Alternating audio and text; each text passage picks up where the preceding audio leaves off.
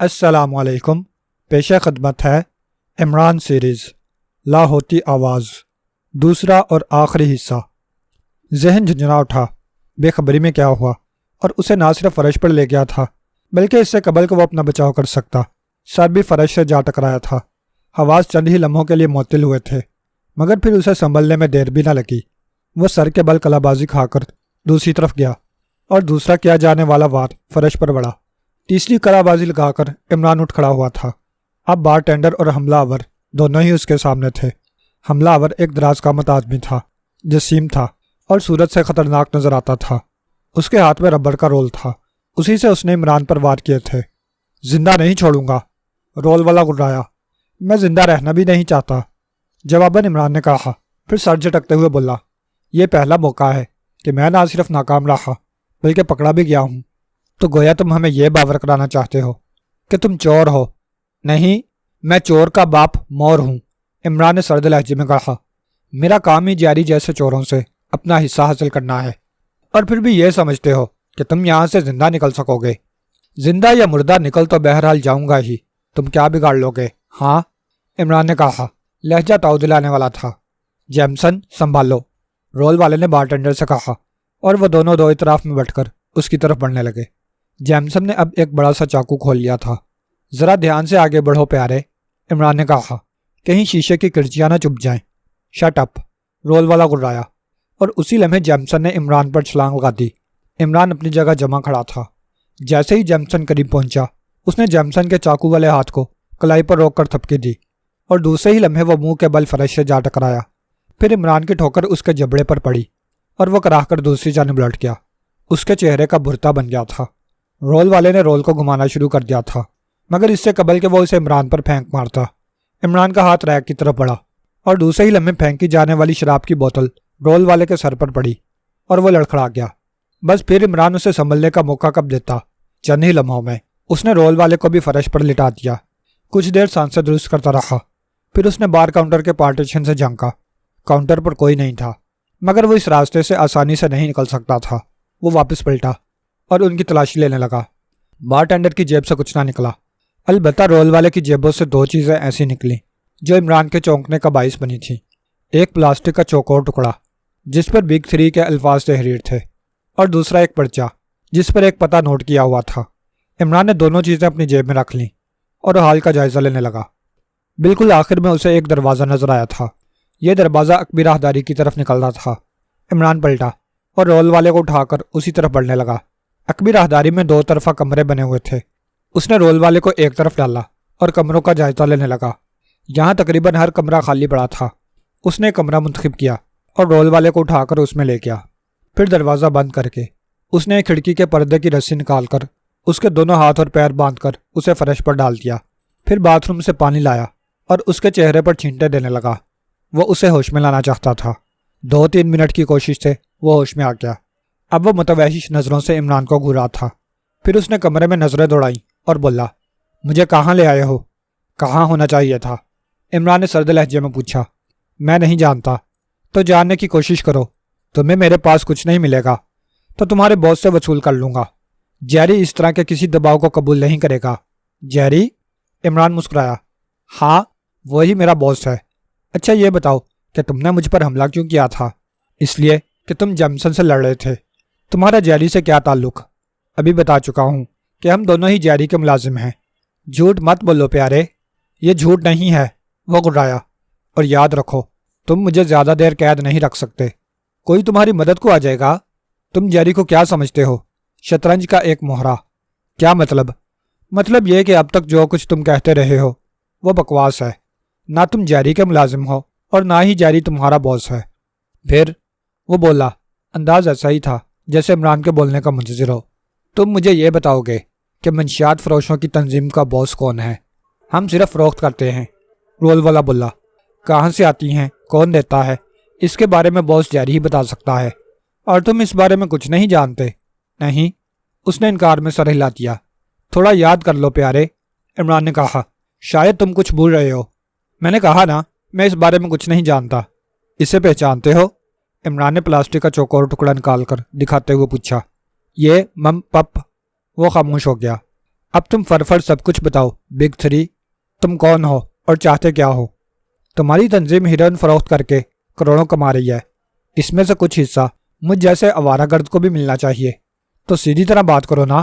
سیدھی طرح ہی بات کر رہا ہوں، مجھے کھول دو۔ کس خوشی میں؟ میں تمہارے کمیشن کی بات طے کرا دوں گا، میں خود طے کر لوں گا، تم صرف پتہ بتا دو۔ اس طرح کام نہیں بنے گا۔ بن جائے گا پیارے، عمران نے کہا، تم صرف زبان کھول دو، اور اگر نہ کھول لوں تو؟ وہ خونخوار انداز میں عمران کو گھور کر بولا، تب مجھے تمہارے مزاج درست کرنے پڑیں گے، اور اگر میں شور مچا دوں تب؟ کوئی فرق نہیں پڑے گا، عمران نے کہا۔ یہ عمارت جیری کے کمار خانے کے سامنے ضرور ہے، لیکن یہاں مچایا ہوا شور کسی کو اپنی طرف متوجہ نہیں کر سکتا۔ کیوں؟ اس لیے کہ جوا خانے اور قہوہ خانوں میں ہنگامے ہوتے ہی رہتے ہیں۔ اگر تم کو یہ معلوم ہی ہو گیا ہے کہ میں کون ہوں، تو تم یہ بھی جانتے ہو کہ ہماری راہ میں آنے والوں کا حشر کیا ہوتا ہے۔ ہاں، وہ پھٹ جاتے ہیں۔ تم بہت کچھ جانتے ہو، وہ عمران کو خونی نگاہوں سے گھورتے ہوئے بولا، اور جو نہیں جانتا وہ تم بتاؤ گے۔ عمران کو ڈرایا اور آہستہ آہستہ اس کے برابر ہی فرش پر بیٹھ گیا۔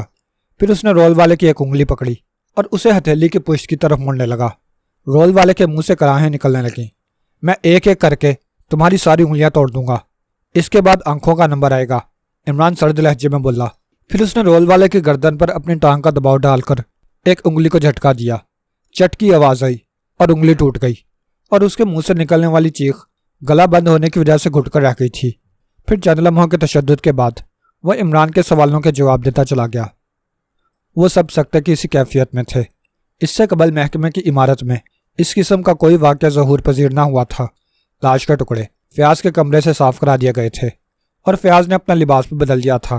رحمان صاحب نے اس کو اتنا موقع دیا تھا کہ وہ نہ صرف لباس تبدیل کر لے بلکہ اپنے حواس بھی درست کر لے۔ فیاض نے موقع سے فائدہ اٹھایا تھا اور گھر جا کر نہ صرف لباس بدلا تھا بلکہ کافی کے کئی کپ بھی چڑھائے تھے۔ پھر مارا آفس آ گیا کیونکہ رحمان صاحب اس کے منتظر تھے۔ ان دنوں رحمان صاحب کافی رات تک دفتر میں بیٹھ رہے تھے۔ بہت اہم رپورٹیں ان کے پاس تھیں جن کا مطالعہ کر کے اپنی رائے صدر مملکت کو روانہ کرنی تھیں، اور یہ رپورٹیں قومی سلامتی سے متعلق ایک الجھے ہوئے مسئلے کے بارے میں تھیں۔ یہی وجہ تھی کہ آج بھی وہ اس وقت دفتر میں موجود تھے۔ اس وقت فیاض ان کے سامنے بیٹھا ہوا تھا۔ ہاں، اب بتاؤ یہ سب کیا تھا اور مرنے والا کون تھا؟ رحمان صاحب نے اسے بیٹھنے کا اشارہ کرتے ہوئے پوچھا۔ وہ سن ڈپارٹمنٹل سٹور کا ایک ملازم تھا جناب۔ تم اسے گرفتار کر کے لائے تھے؟ جی نہیں، اس نے خود درخواست کی تھی کہ میں اسے یہاں لے آؤں۔ وجہ؟ رحمان صاحب نے پوچھا۔ تمہارے روز نامچے میں درج ہے کہ تم وہاں پر کسی چوری اور قتل کی تحقیقات کے لیے گئے تھے۔ جی ہاں، فیاض نے سارے واقعات بتلاتے ہوئے کہا۔ واپسی پر اس نے مجھ سے درخواست کی تھی کہ میں اسے ساتھ لے چلوں، وہ مجھے بہت اہم باتیں بتائے گا۔ پھر اس نے کیا بتایا؟ کوئی خاص بات نہیں جناب، فیاض نے کہا۔ اس نے کسی آسیب کی بے سروپا کہانی مجھے سنائی تھی۔ آج کے سائنسی دور میں کوئی بھی اس پر یقین نہیں کر سکتا۔ کہانی کیا تھی؟ اس کا کہنا یہ تھا کہ اس نے ایک لڑکی کو لفٹ دی تھی اور وہ آسیب نکلی۔ فیاض نے مقتول کیشیئر کا بیان دہراتے ہوئے کہا۔ اور تم نے اس پر یقین نہیں کیا تھا؟ جی نہیں، فیاض نے کہا۔ اب خود سوچئے جناب، اس سائنسی دور میں ایسی کسی کہانی پر کس حد تک یقین کیا جا سکتا ہے، اس کے باوجود کہ اس نے ہیروئن کی تقسیم میں ملوث ہونے کا اقرار کیا تھا؟ مگر کوئی ثبوت تو نہیں تھا جناب۔ ثبوت اب تو مل گیا؟ جی ہاں، فیاض اکلایا۔ سن ڈپارٹمنٹل سٹور کے کاسمیٹکس کے سٹال نمبر 6 کی تلاشی لی۔ میں نے ایک انسپیکٹر کو روانہ کیا تھا، اس نے وہاں انکوائری کی ہے۔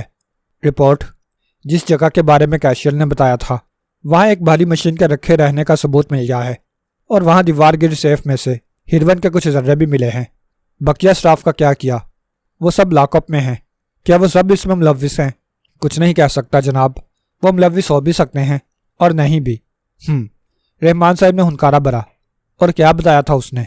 میں نے اس کا سارا بیان ٹیپ کر لیا ہے جناب۔ ٹیپ منگوا لو، میں سنوں گا۔ جی اچھا، فیاض نے کہا۔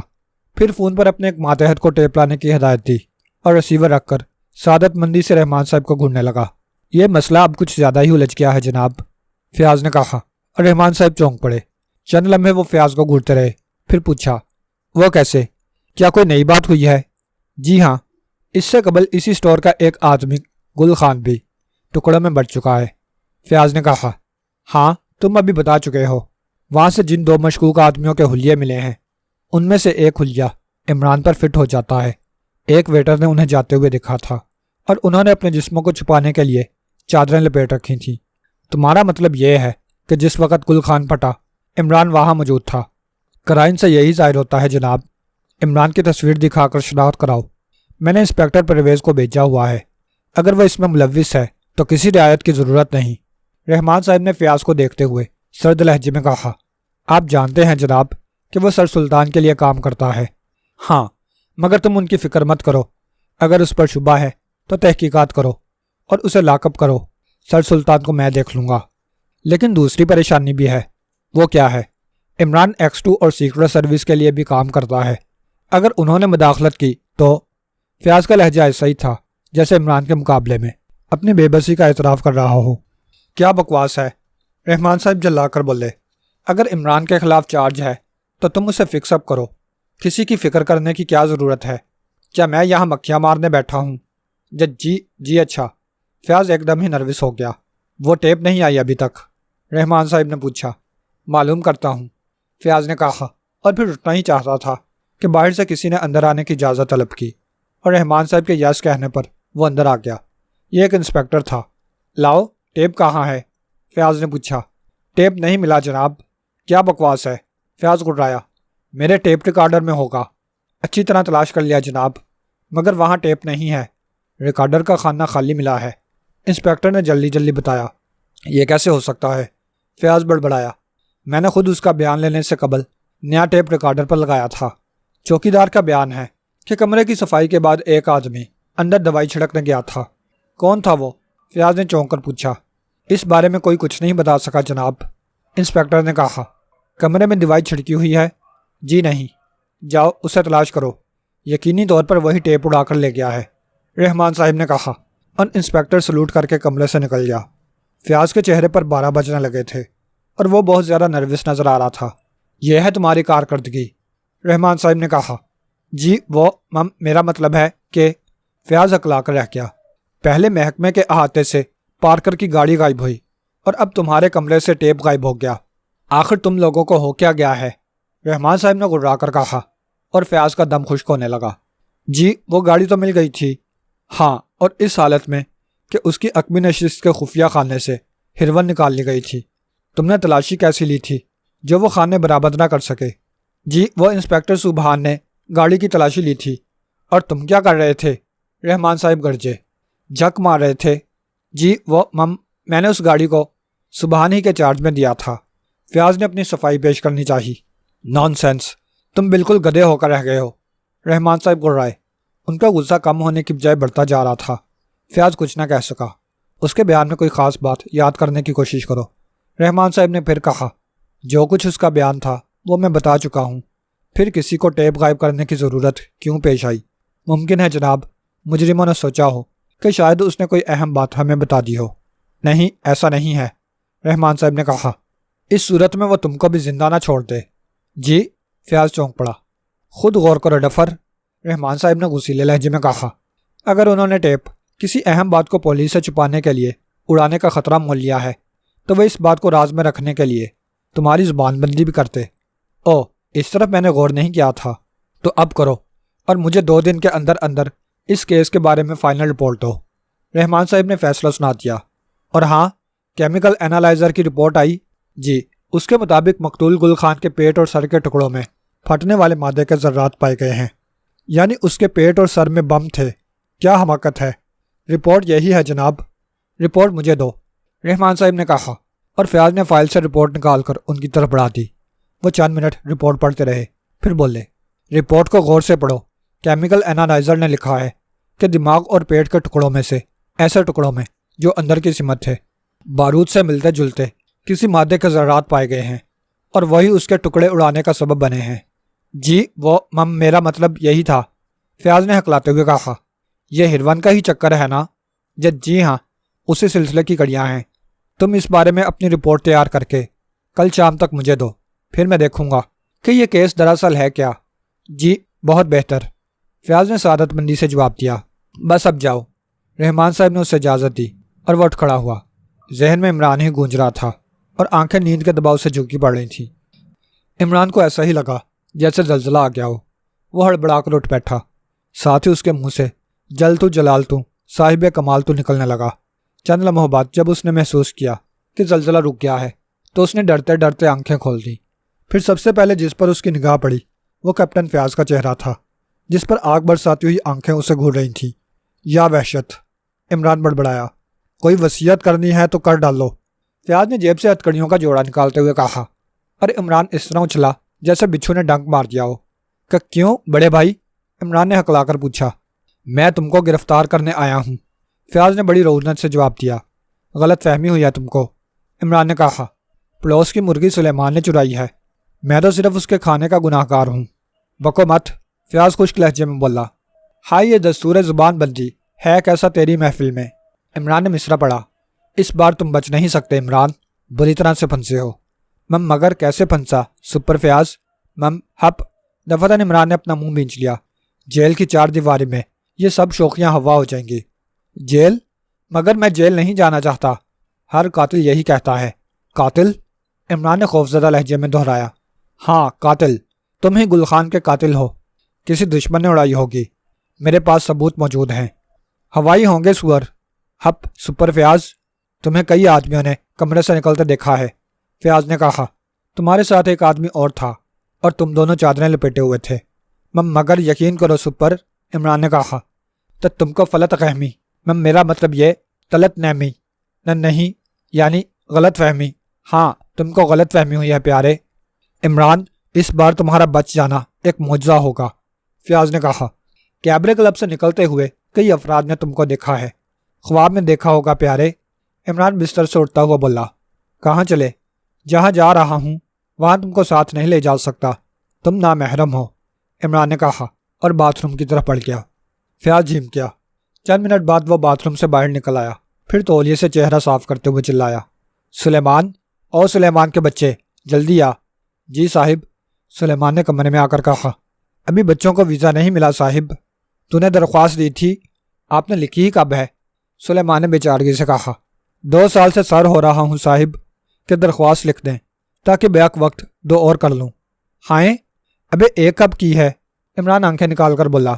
جب آپ نے ولیمہ کھایا تھا۔ میں نے کب ولیمہ کھایا ہے بے؟ عمران اسے گھورتے ہوئے بولا۔ جب میری شادی ہوئی تھی۔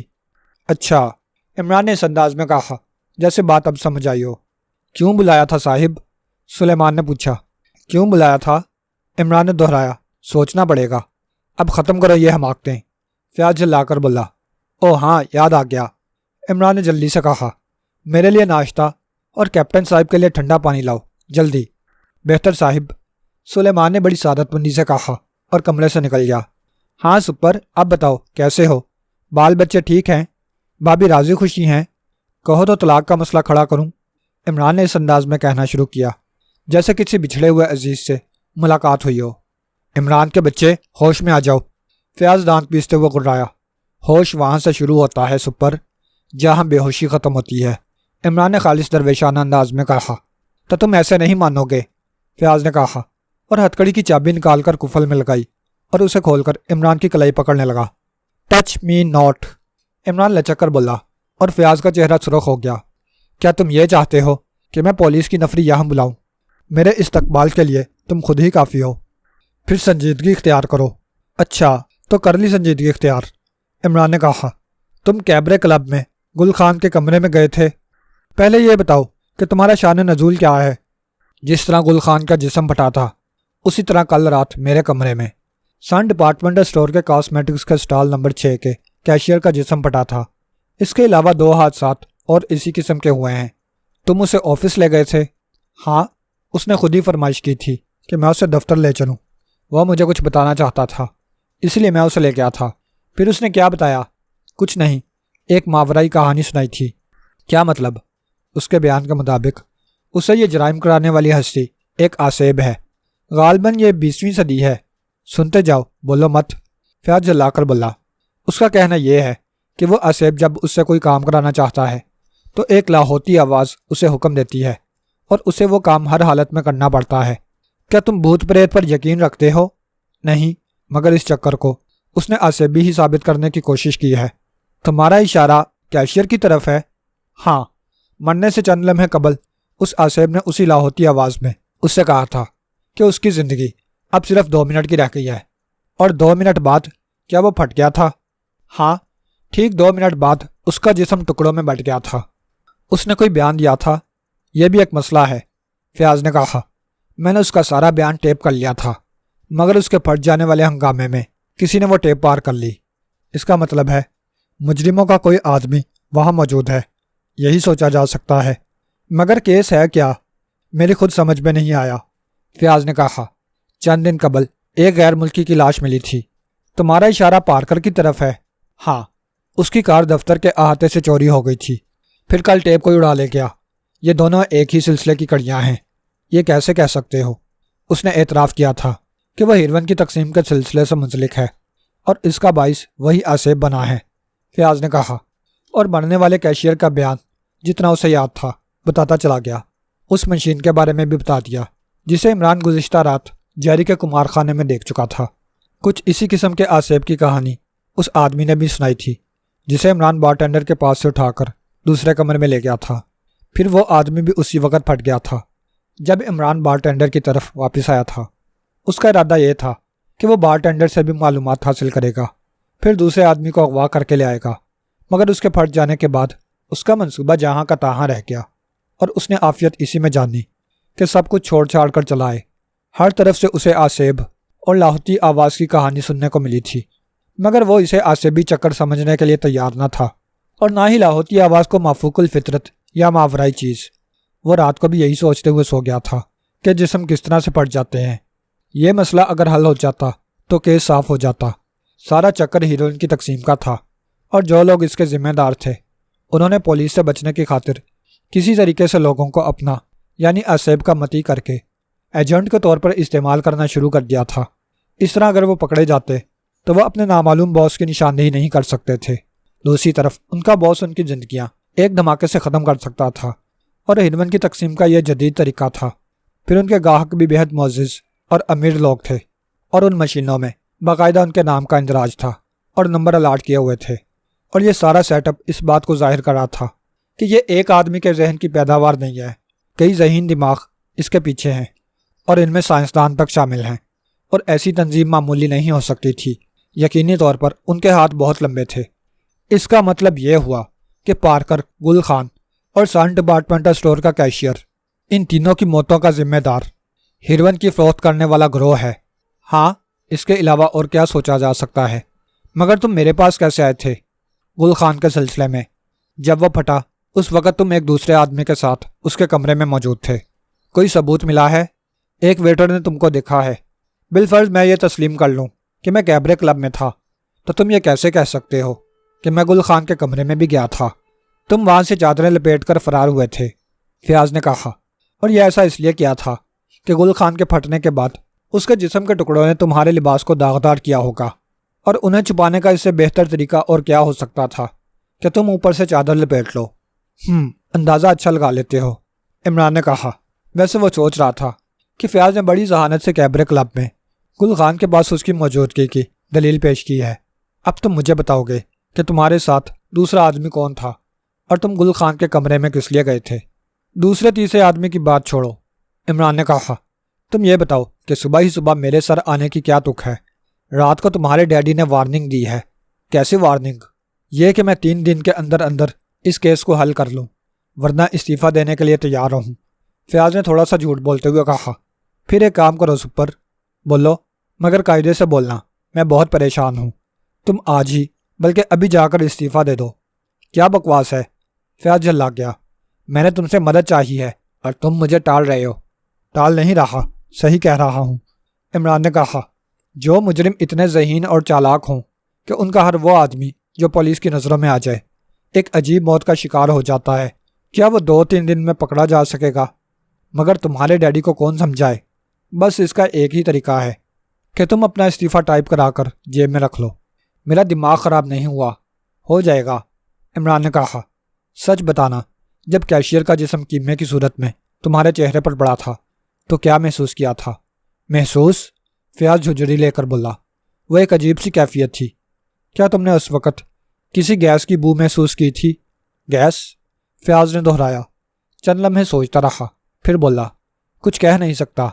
کہ وہ گیس جیسی بو تھی یا کچھ اور، بہرحال عجیب سی بو ناک میں گھسی تھی، اس سے مختلف جو کیمے میں سے آتی ہے۔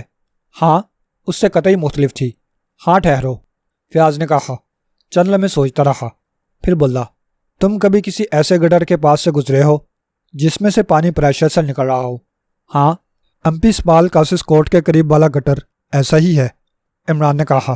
کئی فٹ لمبا گٹر پائپ گیس کے لیے لگا ہوا ہے، اس کے باوجود خوشبودار پانی فوارے کی طرح اس میں سے نکلتا رہتا ہے۔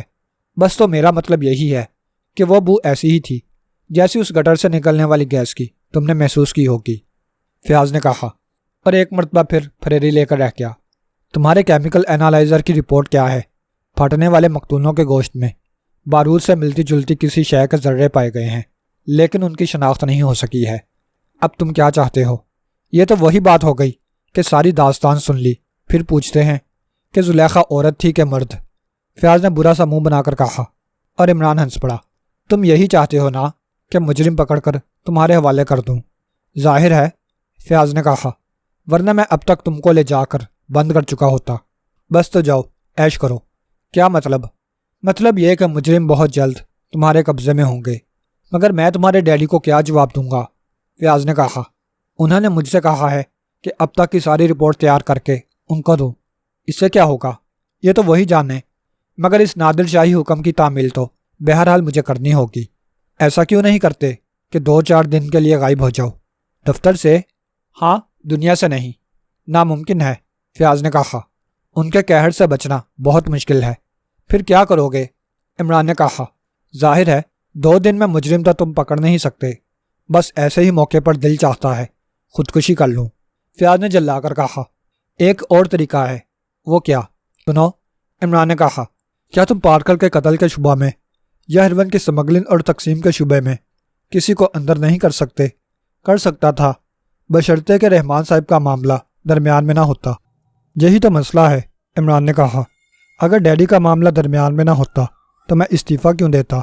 مزے سے تمہاری طرح حرام کی روٹیاں توڑتا رہتا۔ میں حرام کی روٹیاں توڑتا ہوں؟ فیاض گھٹرایا۔ ہاں، کبھی کبھی حلال کی بھی کھا لیتے ہو، عمران نے کہا۔ مگر پیارے، کل تم نے مسز چوٹی والا سے جو 10,000 لیے ہیں اس میں میرا حصہ کتنا ہوگا تو تم یہ بھی جانتے ہو، فیاض نے مزمحل لہجے میں کہا۔ اور بھی کچھ جانتا ہوں، ذرا کان ادھر لاؤ، عمران نے کہا، اور فیاض کا کان پکڑ کر سرگوشیاں کرنے لگا۔ جنگو، بھاری آواز نے تاریک کمرے میں جھنکار سی پیدا کر دی تھی۔ یس باس، سپلائی کب تک بند رکھی جائے گی؟ ہم پوری کوشش کر رہے ہیں باس، مگر کیا؟ وہ باس، وہ کچھ زیادہ ہی خوش قسمت واقع ہوا ہے، اور تم لوگ بدقسمت، اسی آواز نے کہا۔ اگر میں نے تمہاری بدقسمتی پر مہر ثبت کر دی تو کیا ہوگا؟ باس، ہم اسے اب تک صرف ایک بار ہی گھیر سکے تھے اور اس کے باوجود ناکام رہے۔ وہ بے حد چالاک اور فتویٰ پرور انسان ہے باس۔ اس سے پہلے تم اسے احمق گردانتے رہے ہو۔ غلطی ہو گئی تھی باس، اگر آپ بھی اسے دیکھیں گے تو پہلی نظر میں وہ گاؤدی اور احمق ہی نظر آئے گا۔ اگر میں بھی اسی طرح سے لوگوں کو سمجھنے لگوں تو بہت جلد جیل کی کوٹری میرا مقدر بن جائے گی، اسی آواز نے کہا۔ کتنے شرم کی بات ہے کہ ایک احمق سے آدمی کی وجہ سے پورا ریکٹ بیکار ہو کر رہ گیا ہے۔ پھر باس، آپ کا کیا حکم ہے؟ کیا اس طرح تم اپنی ناکامی کا اعتراف کر رہے ہو؟ اس معاملے میں فی الحال ہم بے بس ہیں باس، اب مجھے اس بارے میں سوچنا پڑے گا، اسی آواز نے کہا۔ تمہاری ناکامی کے بعد اب مجھے خود آگے آنا پڑے گا، یہ ہمارے لیے باعث شرم ہوگا باس۔ ہشت، آگے آنے کا مطلب یہ نہیں ہے کہ میں خود سامنے آؤں گا۔ پھر باس، اب میں خود پلاننگ کروں گا اور اس پر عمل درآمد تم کرو گے۔ ٹھیک ہے باس، جنگو نے کہا۔ میں اپنی جان لڑا دوں گا باس۔ جان نہیں، عقل استعمال کرنے کی ضرورت ہے۔ بہتر باس، جنگو نے سر جھکا لیا۔ نیا مہمان کیا کہتا ہے؟ وہ پارکر کے سلسلے میں آیا ہے۔ اسی آواز نے کہا۔ اسے اندر بھیج دو اور خود بھی حال میں موجود رہو۔ باس، کیا اس کا بھی صفایا کر دیں؟ احمقانہ پن کی باتیں مت کیا کرو، اسی آواز نے درست لہجے میں کہا، اور جنگو کام کر رہ گیا۔ اس نے خاموشی سے سر جھکا لیا تھا۔ جاؤ اور اسے اندر بھیج دو۔ جنگو خاموشی سے مڑا اور دروازے کی طرف بڑھتا چلا گیا۔ چند منٹ بعد وہ دوبارہ حال میں آیا تو وہ انگریز اس کے ساتھ تھا۔ انگریز کے جسم پر قیمتی سوٹ تھا، چہرے سے وہ ایک چالاک اور سنگدل انسان نظر آتا تھا۔ وہ خاموشی سے جنگو کی ہدایت پر آگے بڑھ کر اس کرسی پر بیٹھ گیا جس کے اوپر روشنی کا حلہ پڑ رہا تھا۔ تم کون ہو اور ہم سے کیوں ملنا چاہتے تھے؟ دفعتاً وہاں وہی آواز گونجی، مگر اب اس کی آواز پہلے سے زیادہ سخت اور بھیانک بن تھی۔ میرا نام جان ولسن ہے اور میں مافیا کا نمائندہ ہوں، اس انگریز نے کھڑے ہو کر اپنا تعارف کرایا۔ اس کی متجسس نگاہیں آس پاس کا جائزہ لے رہی تھیں اور وہ یہ جاننا چاہ رہا تھا کہ بولنے والا حال کے کس گوشے میں ہے، مگر اسے ناکامی ہی ہوئی تھی۔ وہ دوبارہ گردن لٹکا کر کھڑا ہو گیا۔ کیا چاہتے ہو؟ پارکر واپس نہیں پہنچا۔ ہم نے معاہدے کے مطابق اسے رقم دے کر یہاں سے باحفاظت نکال دیا تھا۔ ہمارے آدمی پل تک اس کی حفاظت کرتے رہے ہیں، مگر وہ منزل پر نہیں پہنچا، جان ولسن نے کہا۔ ہماری تحقیقات کے مطابق وہ یہاں سے نکلنے کے کچھ دیر بعد قتل کر دیا گیا تھا۔ قتل کرنے والا کون تھا؟ اسی کے بارے میں تم سے پوچھ گچھ کرنے کے لیے مجھے بھیجا گیا ہے۔ جان ولسن، ہوش میں رہ کر بات کرو۔ میں ہوش میں ہوں اور مافیا کے نمائندے کی حیثیت سے تم کو مشورہ دے رہا ہوں کہ پارکر کے قاتل اور اس سے چھینی ہوئی رقم میرے حوالے کر دو۔ میں کہہ چکا ہوں کہ پارکر کا قتل میرے ریکٹ نے نہیں کیا، پھر کسی اور کو اس کے بارے میں کیا خبر کہ وہ کیا لے کر جا رہا تھا۔ مافیا کے بتیرے دشمن ہیں، مگر کسی میں اتنی جرت نہیں کہ وہ اس کے کسی کارکن پر ہاتھ ڈال سکے۔ یہ مشرق ہے جان ولسن، یورپ نہیں ہے جہاں مافیا کا ہوا لوگوں پر سوار ہے۔ مشرق ہو یا مغرب، ہم ہر جگہ موجود ہیں اور یکساں کارروائیاں کرتے ہیں۔ میں اس بحث میں نہیں پڑنا چاہتا جان ولسن، اسی آواز نے کہا۔ میں صرف یہ جاننا چاہتا ہوں کہ اس ہفتے کا مال اب تک کیوں نہیں پہنچا۔ جب تک پارکر والا معاملہ صاف نہیں ہو جاتا سپلائی بند رہے گی۔ ہم اسے برداشت نہیں کر سکتے، مجبوری ہے، جان ولسن نے شانے اچکا کر کہا۔ اوپر سے یہی احکامات ملے ہیں اور ہم احکامات کی خلاف ورزی نہیں کرتے۔ میں صرف 2 دن اور اس بارے میں انتظار کروں گا۔ اور اس کے بعد؟ جان ولسن نے پوچھا۔ اس کا لہجہ مذیقہ اڑانے والا تھا۔ اس کے بعد کم از کم اس ملک میں مافیا کا کوئی آدمی زندہ نظر نہیں آئے گا اور نہ ہی وہ یہاں کوئی کاروبار کر سکے گا۔ چیلنج کر رہے ہو؟ نہیں، بلکہ سمجھا رہا ہوں کہ اگر ہم دونوں میں ٹکراؤ ہوا تو مافیا سب سے زیادہ نقصان میں رہے گا اور وہ یہاں کبھی کاروبار نہیں کر سکیں گے۔ میں تمہارے خیالات اوپر پہنچا دوں گا، اور یہ بھی کہ مال کی سپلائی 2 دن میں شروع ہو جانی چاہیے۔ ٹھیک ہے، اب اصل موضوع پر آ جاؤ۔ کیا مطلب؟ مطلب یہ کہ پارکر کا معاملہ ختم کر دو۔ اس کے بارے میں تم کو کہہ چکا ہوں کہ اس کے قتل سے ہمارا کوئی بھی تعلق نہیں ہے، لیکن اس کی موت کا طریقہ کار تمہاری ہی طرف اشارہ کر رہا ہے۔ وہ کیسے؟ اسے زہریلے تیر سے ہلاک کیا گیا ہے، جان ولسن نے کہا، اور یہ طریقہ کار تمہارے ہی ریکٹ کی طرف اشارہ کرتا ہے۔ تم کو غلط فہمی ہوئی ہے جان ولسن، میرے ریکٹ میں کوئی ریڈ انڈین نہیں ہے۔ بھولے مت بنو، میرا مطلب اس پستول سے تھا جسے بلو پائپ کے طرز پر بنایا گیا ہے اور جس سے گولی کی بجائے چھوٹے چھوٹے زہریلے تیر نکلتے ہیں۔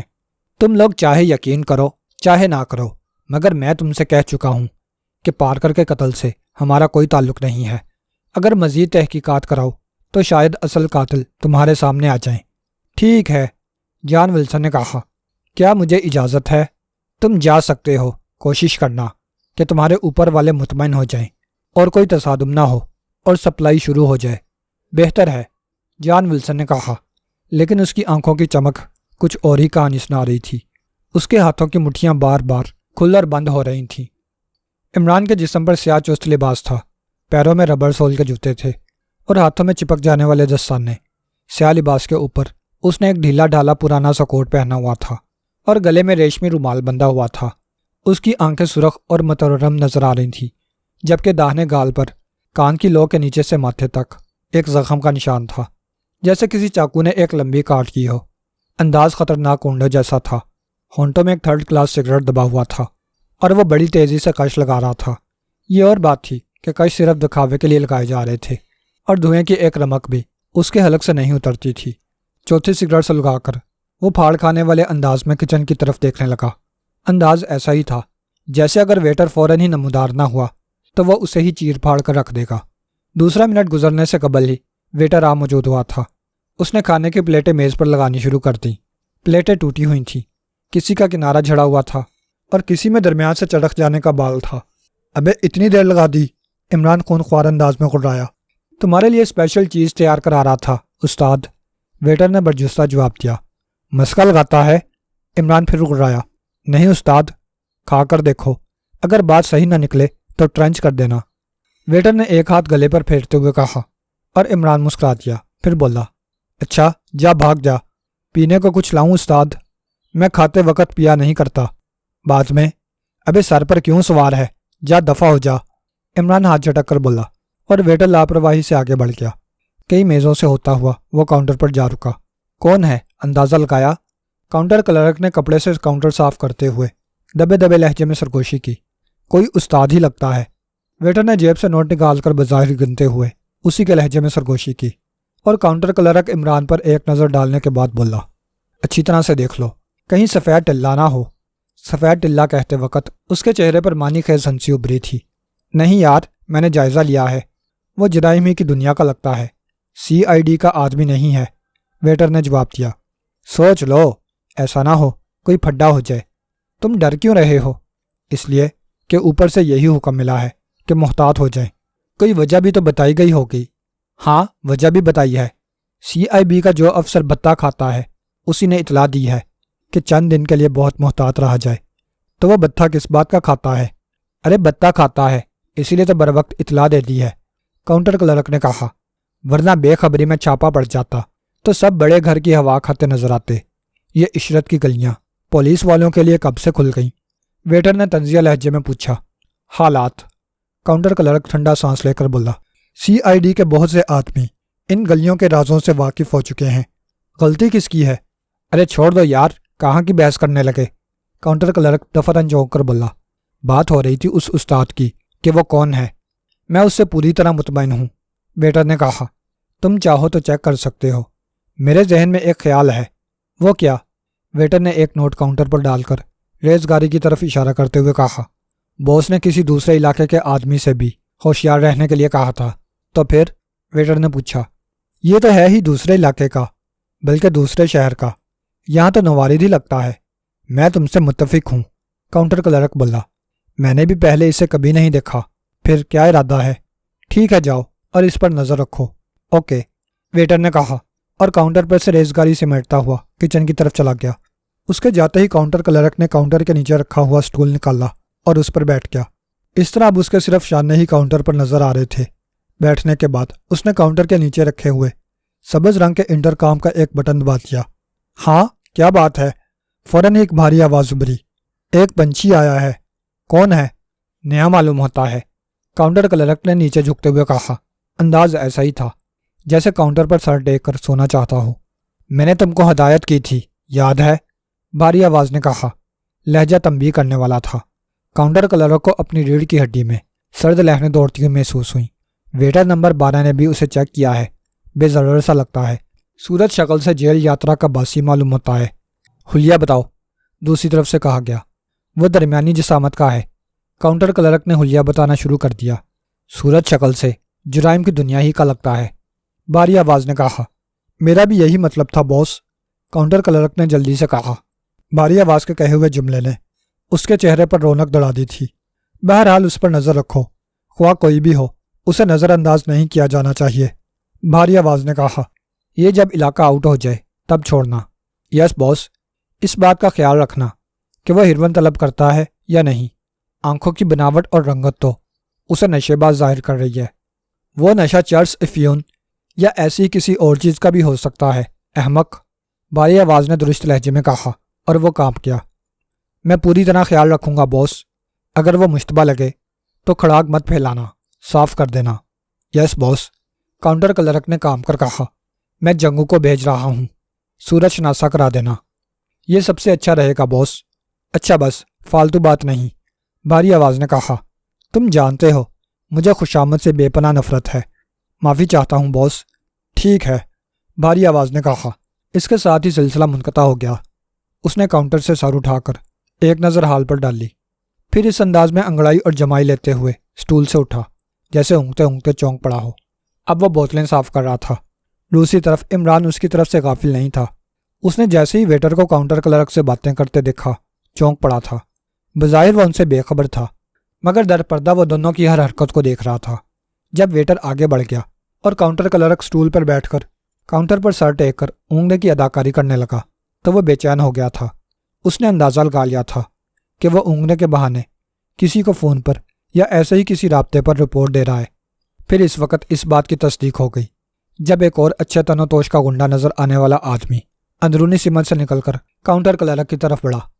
عمران نے جان بوجھ کر اپنا منہ دوسری طرف کر لیا تھا، مگر کنکھیوں سے وہ اسی کو دیکھ رہا تھا۔ پھر دونوں میں آنکھوں ہی آنکھوں میں کوئی بات ہوئی اور کاؤنٹر کلرک نے کچھ کہتے ہوئے آنکھ سے عمران کی طرف اشارہ کیا۔ آنے والے نے عمران کو ایک نظر جانچا اور حال کی ایک ٹیبل پر آ بیٹھا۔ فوراً ہی ویٹر اس کے سر پر آ موجود ہوا تھا۔ اس نے شاید ویٹر سے کچھ کہا تھا، شاید آرڈر دیا تھا، کیونکہ ویٹر فوراً ہی کچن کی طرف چلا گیا تھا۔ چند منٹ بعد نوارد کی میز پر شراب اور اس کے لوازمات نظر آ رہے تھے۔ وہ بلا کا پیکڑ لگ رہا تھا۔ چند ہی منٹ میں اس نے بوتل خالی کر دی اور سگریٹ کے کاش لیتے ہوئے عمران کو گھورنے لگا، مگر جیسے ہی عمران نے اس کی طرف دیکھا اس نے اپنی نظریں گھما دی اور ایک لڑکی کو گھورنے لگا۔ عمران کے لبوں پر مسکراہٹ ابھر آئی تھی۔ اس نے جیب سے چرس بھرا سگریٹ نکال کر سلگا لیا۔ کھانا وہ ختم کر ہی چکا تھا۔ ایک لمبا کش کھینچ کر دھواں حلق سے اتارے بغیر ہی اس نے فضا میں اگل دیا، مگر اتنے میں بھی اس کے 14 طبق روشن ہو گئے اور دوران خون کن پٹیوں پر ٹھوکریں مارنے لگا۔ آنکھیں کچھ اور سرخ ہو گئیں۔ اس نے جلدی جلدی 2-3 کش لیے، پھر سگریٹ کا ٹوٹا ایش ٹرے میں ڈال کر ویٹر کو اشارہ کرنے لگا۔ ہاں استاد بولو، ویٹر نے اس کے پاس پہنچ کر کہا۔ لیٹرین کس طرف ہے؟ کیا زیادہ کھا گئے ہو؟ ویٹر نے پوچھا۔ دوسرے ہی لمحے عمران کا ہاتھ پوری قوت سے ویٹر کے منہ پر پڑا اور وہ اچھل کر دوسری میز پر گرا اور اسے ساتھ لیتے ہوئے فرش پر ڈھیر ہو گیا۔ پورے حال میں ٹوٹنے والے برتنوں کی کھنکھناہٹ گونجی تھی۔ لوگ چونک کر اس طرف دیکھنے لگے۔ سور کا بچہ، عمران کو ڈرا کر گرجدار آواز میں بولا، مذاق کرتا ہے، زندہ نہیں چھوڑوں گا۔ ویٹر نے خنخوار لہجے میں کہا اور جیب میں ہاتھ ڈال کر ایک چوڑے پھال کا چمکدار خنجر نکال لیا۔ آس پاس کے لوگ اپنی کرسیوں سے اٹھ کر اس طرح ان کے گرد کھڑے ہو گئے تھے جیسے کوئی دلچسپ تماشا ہونے والا ہو۔ ہر ایک کے چہرے پر مسکراہٹ تھی اور عمران کو وہ اس طرح دیکھ رہے تھے جیسے اس نے ویٹر پر ہاتھ چھوڑ کر غلطی کی ہو۔ آؤ جلدی کرو، عمران کو ڈرایا، تمہیں تو خنجر پکڑنے کی بھی تمیز نہیں۔ تمیز کا بچہ، ویٹر نے کہا اور عمران پر چھلانگ لگا دی۔ عمران نے ذرا سا ہٹ کر اس کی کلائی پر ہاتھ ڈال دیا اور پھر ہلکی سی تھپکی دے کر جھٹکا دیا۔ حال میں ہڈی ٹوٹنے کی آواز کے ساتھ ہی ویٹر کی تیز چیخ گونجی تھی اور یک بیک وہاں تاریکی چھا گئی۔ اور اب تم لاہوتی آواز کے غلام ہو۔ صفدر کو ایسا محسوس ہوا جیسے اس نے اپنے کان کے پاس سرگوشی سنی ہو۔ وہ ہڑبڑا کر اٹھ بیٹھا، پھر اپنے آپ پر نظر ڈالی اور چونک پڑا۔ وہ ایک سنسان پارک میں گھاس پر بیٹھا ہوا تھا۔ اس کے قریب ہی چوہان اور تنویر بھی گھاس پر لیٹے ہوئے تھے۔ وہ ہوش میں تھے اور پلکیں پٹ پٹا کر صفدر کو گھور رہے تھے۔ کیوں، کیا ہوا؟ چوہان نے پوچھا۔ پتہ نہیں، ابھی کسی نے سرگوشی کی تھی، صفدر نے جواب دیا۔ لاہوتی آواز سنائی دی ہوگی، چوہان نے کہا۔ ہاں، اور اس نے شاید یہ کہا تھا کہ اب ہم اس کے غلام ہیں۔ اس نے سچ کہا ہے۔ کیا مطلب؟ صفدر چونکا۔ میں 1 گھنٹہ قبل ہوش میں آ گیا تھا۔ اسی لاہوتی آواز نے مجھے حکم دیا کہ میں پارک کے باہر جا کر کچھ کھانے کے لیے لے آؤں تاکہ جب تم لوگ ہوش میں آؤ تو کچھ کھا پی سکو۔ پھر کیا ہوا؟ میں تم دونوں کو اس طرح چھوڑ کر نہیں جانا چاہتا تھا، اس لیے جب میں نے لاہوتی آواز کو جھڑک دیا تو جانتے ہو کیا ہوا؟ مجھے غیب کا علم نہیں ہے، صفدر نے کہا۔ بس اسی لمحے مجھے ایسے محسوس ہوا جیسے میرے چاروں طرف ہزاروں قسم کے جانور ہیں اور وہ پوری قوت سے چلا رہے ہیں۔ 2-3 لمحوں میں ہی یہ حالت ہو گئی کہ میں کسی مدہوش شرابی کی طرح ڈولنے لگا اور یہ معلوم ہونے لگا جیسے اب میرا دماغ پھٹ کر ہزاروں ٹکڑوں میں بٹ جائے گا۔ پھر جب تک میں نے لاہوتی آواز کے کہنے پر عمل نہ کیا اس شور و غل سے نجات نہیں مل سکی۔ چوہان خاموش ہو کر اپنا سر دبانے لگا۔ کیا تم سچ کہہ رہے ہو؟ صفدر نے پوچھا۔ جھوٹ سمجھو گے تو خود ہی تجربہ ہو جائے گا، چوہان نے کہا۔ وہ آصف کہتا ہے، وہ آصف نظر نہ آنے کے باوجود ہمارے کانوں میں سرگوشیاں کرتا ہے۔ بالکل ٹھیک۔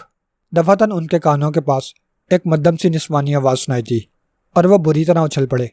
اب وہ تینوں ہی متوحش نگاہوں سے چاروں طرف دیکھ رہے تھے جیسے سرگوشی کرنے والی کو تلاش کر رہے ہوں۔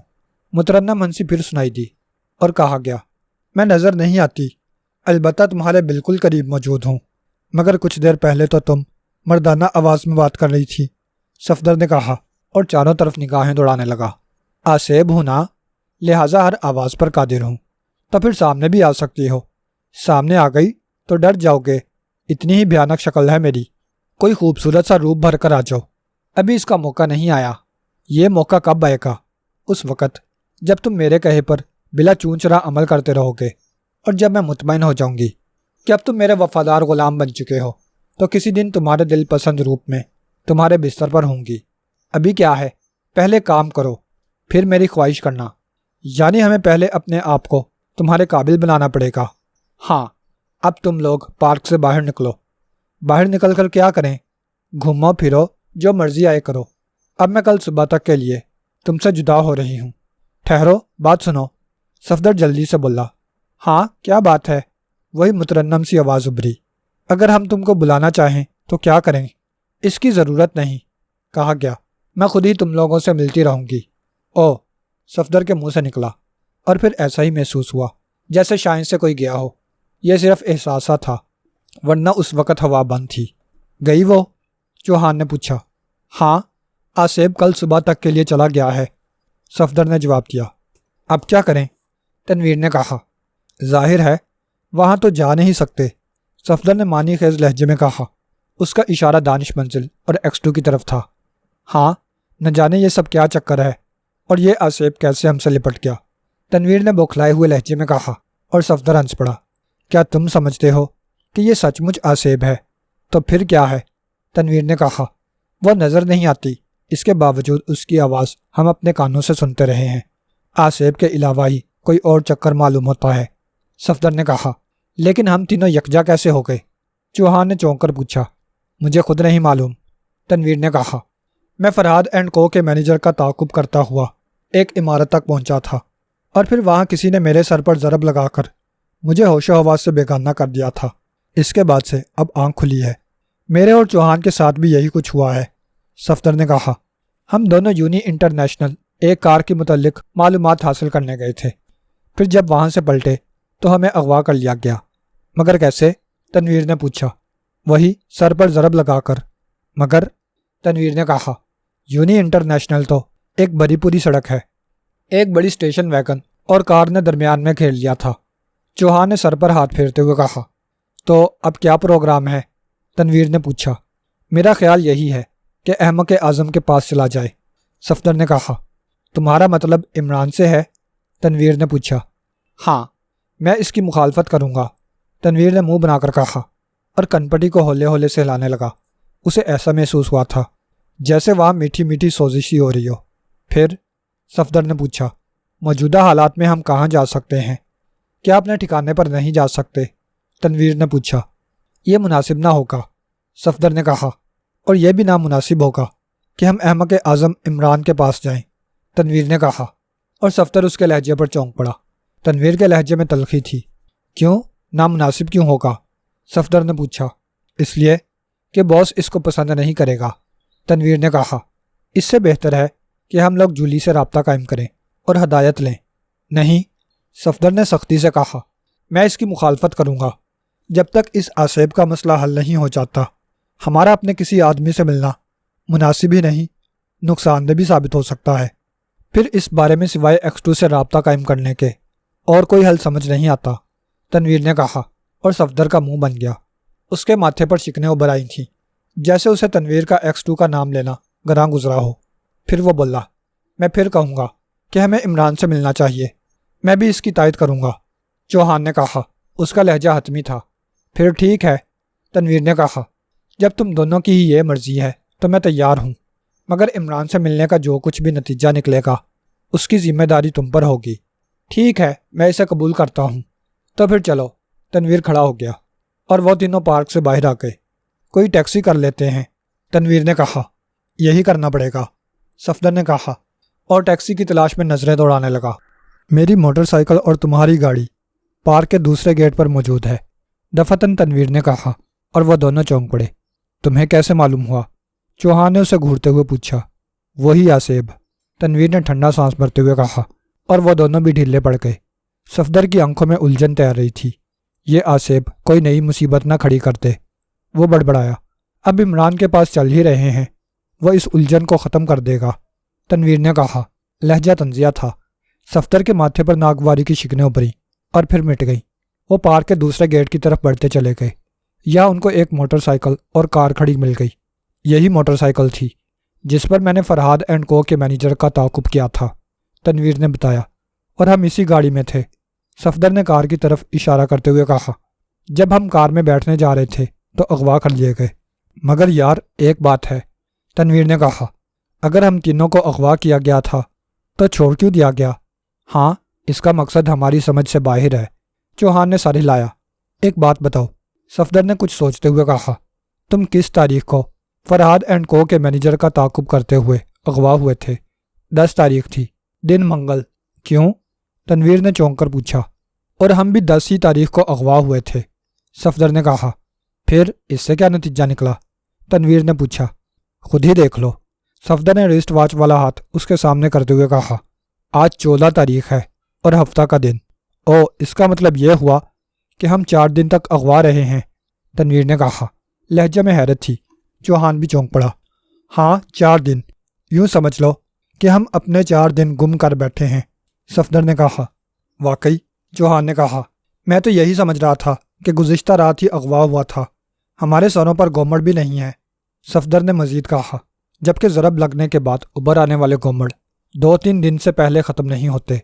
کہیں واقعی ہم پر کسی آسیب کا سایہ تو نہیں ہو گیا، تنویر نے کہا۔ لہجہ حد درجے سہما ہوا سا تھا اور آنکھوں میں یک بیک خوف کی پرچھائیاں ابھر آئی تھیں۔ ہشت، صفدر نے کہا، آسیب کے علاوہ سب کچھ ہو سکتا ہے۔ اب بحث سے کیا حاصل؟ چوہان نے ٹوکا۔ عمران کے پاس چلتے ہیں، وہی اس بارے میں رہنمائی کر سکے گا۔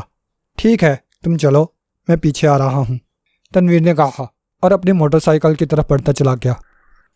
عمران بڑی تیزی سے پیچھے ہٹا تھا، حال کی سچویشن اس کے ذہن میں تھی، اس لیے وہ بڑی تیزی سے سامنے والی دیوار کی طرف بڑھتا چلا گیا۔ تو ایک میزیں راہ میں آئی تھیں جن کو وہ ایک طرف پھلانگتا چلا گیا۔ دیوار کے پاس پہنچ کر وہ بائیں سمت بڑھنے لگا۔ اسی طرف اس نے ایک راستہ دیکھا تھا جو اوپر جا رہا تھا۔ جلد ہی وہ زینوں پر پہنچ گیا۔ پوری عمارت ہی تاریک تھی، یہ اس کے پلان کا ہی ایک حصہ تھا۔ وہ اس وقت تنہا یہاں نہیں آیا تھا، بلکہ اس کے ساتھ بلیک زیرو اور خاور دونوں تھے۔ جیری کے کمار خانے سے واپسی کے دوسرے دن اس نے کافی غور و فکر کرنے کے بعد یہاں گھسنے کا پلان بنایا تھا، اور وہ سارا دن اس نے اس جگہ کے بارے میں معلومات حاصل کرنے میں لگایا تھا۔ پھر شام ہوتے ہی وہ دانش منزل پہنچ گیا تھا۔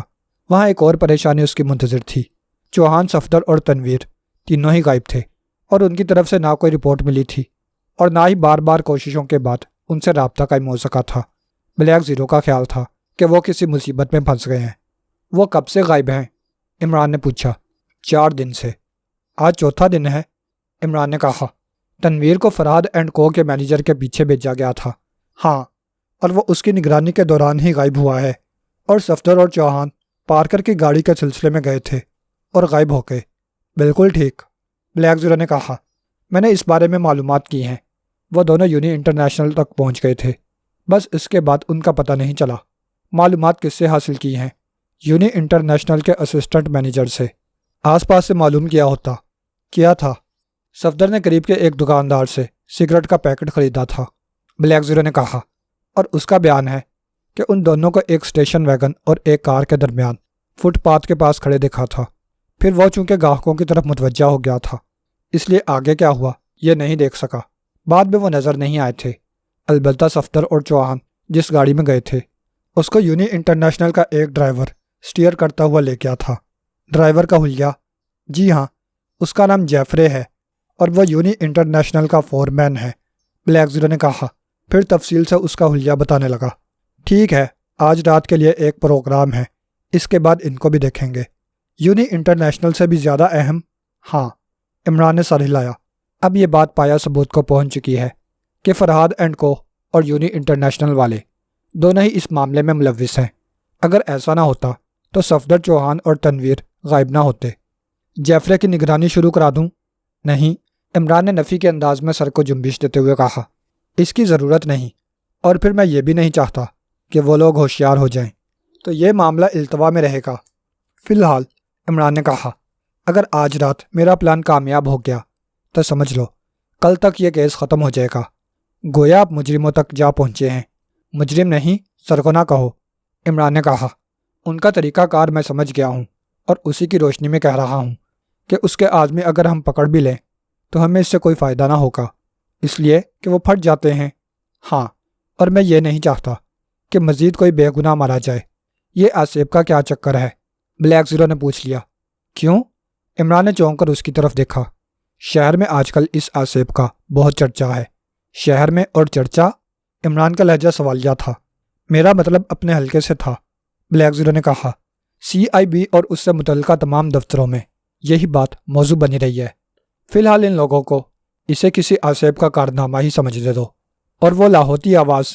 یہ حقیقت ہے کالے صفر، عمران نے کہا، کہ ہیروین کی تقسیم کے ذمہ دار لوگوں پر کسی آصف کا سایہ ہے، اور اسی آصف کی لاہوتی آواز ان کو احکامات دیتی رہتی ہے، اور اگر وہ اس کے کہے پر عمل نہ کریں تو ان کا سونا جاگنا اٹھنا بیٹھنا حرام ہو جاتا ہے۔ وہ کیسے؟ ان کو حکم عدولی کے بعد جنگلی جانوروں کی خوفناک آوازیں اس وقت تک سنائی دیتی رہتی ہیں جب تک وہ دوبارہ احکامات پر عمل کرنے کے لیے تیار نہیں ہو جاتے۔ عمران نے بلیک زیرو کو تفصیل بتاتے ہوئے کہا۔ پھر یہ آصف کہاں رہا؟ آصف بھی تصور کر لو، عمران نے کہا۔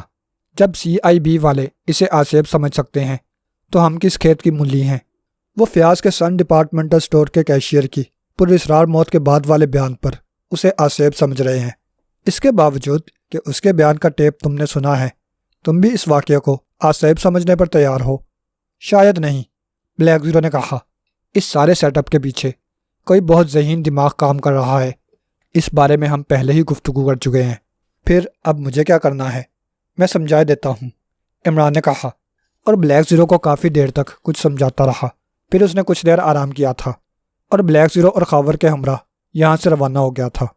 بندرگاہ کو شہر سے ملانے والے برج تک وہ گاڑی میں گئے تھے۔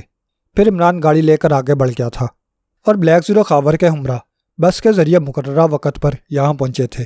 وہ تینوں ہی اس وقت میک اپ میں تھے۔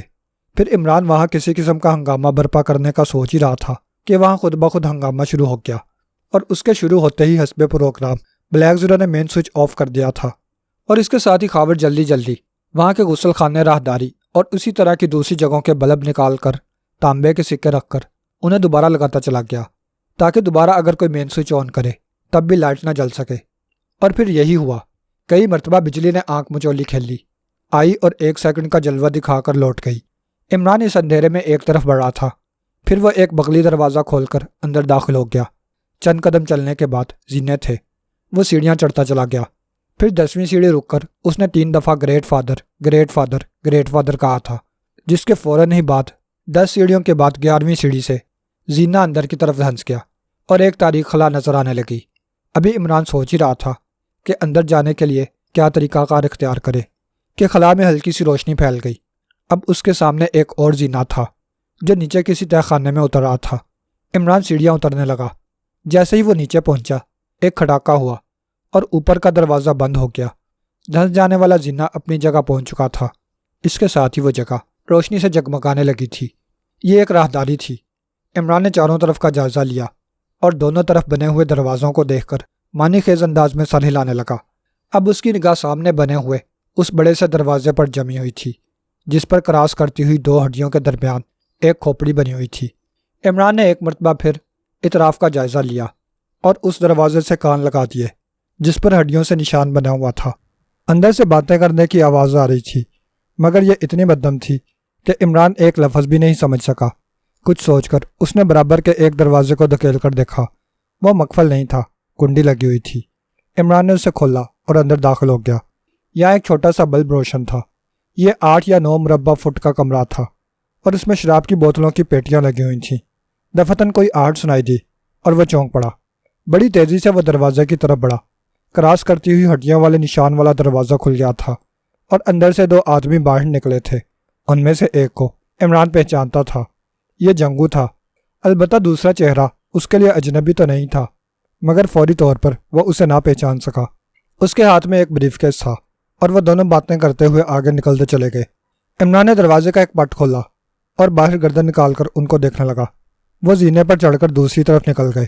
عمران نے جنگو کے اس ہاتھ پر نظر رکھی تھی جس نے اس نے زینے پر چڑھتے ہوئے ایک بٹن کو دبایا تھا۔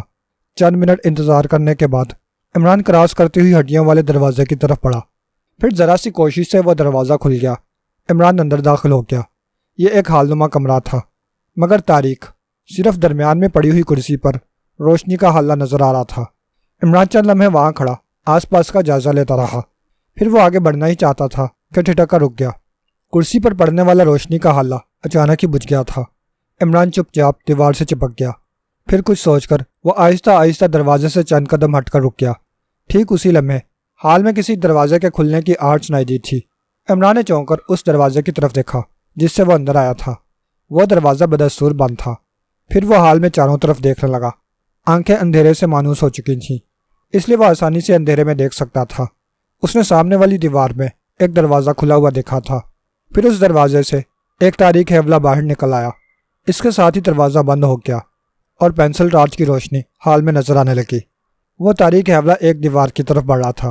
پھر عمران نے اس حیولے کو دیوار میں ضم ہوتے دیکھا اور وہ بے آواز قدموں چلتا ہوا اس دیوار تک پہنچ گیا۔ پھر اس نے جیب سے پینسل ٹارچ نکال کر روشن کی اور دیوار کا جائزہ لینے لگا۔ ایک جگہ اسے ایک سیاہ دائرہ بنا نظر آیا تھا۔ اس نے دائرہ دبا دیا۔ ہلکی سی سرسراہٹ کی آواز سن کر اس نے ٹارچ کا رخ آواز کی سمت کر دیا اور یہ دیکھ کر چونک پڑا کہ دیوار کا ایک حصہ دوسرے حصے میں بڑی تیزی سے سماتا چلا گیا ہے۔ اب سامنے ایک اور چھوٹی سی راہداری نظر آ رہی تھی۔ عمران دوسری طرف نکل آیا۔ پھر چند قدم ہی آگے بڑھا تھا کہ چونک پڑا۔ ایک دروازے سے کسی کی آواز آ رہی تھی۔ عمران نے آگے بڑھ کر کان دروازے سے لگا دیے۔ سب کام ہوشیاری سے ہونا چاہیے، ایک بھاری سی آواز کہہ رہی تھی۔ یس باس، ہر کام آپ کی مرضی کے مطابق ہوگا، کسی دوسرے نے کہا۔ اس کا پتہ لگانا بھی ضروری ہے کہ مین سوئچ کے ساتھ کس نے گڑبڑ کی تھی۔ ہم نے ایک آدمی کو ٹریس کیا ہے باس۔ کون ہے وہ؟ ابھی ہاتھ نہیں ڈالا گیا۔ ٹھیک ہے، اس کو پکڑ کر بند کر دو، بعد میں دیکھوں گا۔ کہتے ہوئے اس آواز کا لہجہ حتمی ہو گیا تھا۔ پھر قدموں کی چاپ دروازہ کی طرف آنے لگی۔ عمران اس جگہ سے ہٹا اور بے آواز چلتا ہوا ایک دوسرا دروازہ کھول کر اندر داخل ہو گیا۔ ٹھیک اسی لمحے اس کمرے کا دروازہ کھلا اور ایک سیاہ پوش کمرے سے نکل آیا۔ اس کا چہرہ ایک سیاہ رنگ کے کنٹوپ نما نقاب میں پوشیدہ تھا۔ دفعتاً عمران اس کا ہاتھ دیکھ کر چونک پڑا۔ اس کے ہاتھ میں سبز رنگ کے یاقوت کی انگوٹھی تھی۔ سیاہ پوش آگے بڑھتا چلا گیا۔ اس کے پیچھے دو آدمی اور باہر نکلے تھے۔ پھر کسی اور دروازے کے بند ہونے کی آواز سنائی دی اور ایسا لگا جیسے وہ دونوں واپس آ رہے ہوں۔ عمران اس وقت تک چھپا رہا جب تک وہ دونوں اس کے سامنے سے گزر کر حال والے دروازے سے اندر نہ داخل ہو گئے۔ پھر وہ کمرے سے باہر آیا اور راہداری کے سرے کی طرف والا دروازہ کھول دیا۔ دوسری طرف ایک پتلی سی گلی تھی۔ عمران گلی میں نکل آیا۔ اب وہ آہستہ آہستہ آگے بڑھ رہا تھا۔ چند منٹ بعد وہ اسی روڈ پر نکل آیا جس سے گزر کر وہ اس کلب میں داخل ہوا تھا۔ ایک ریستوران میں گھس کر وہ باتھ روم کی طرف بڑھتا چلا گیا۔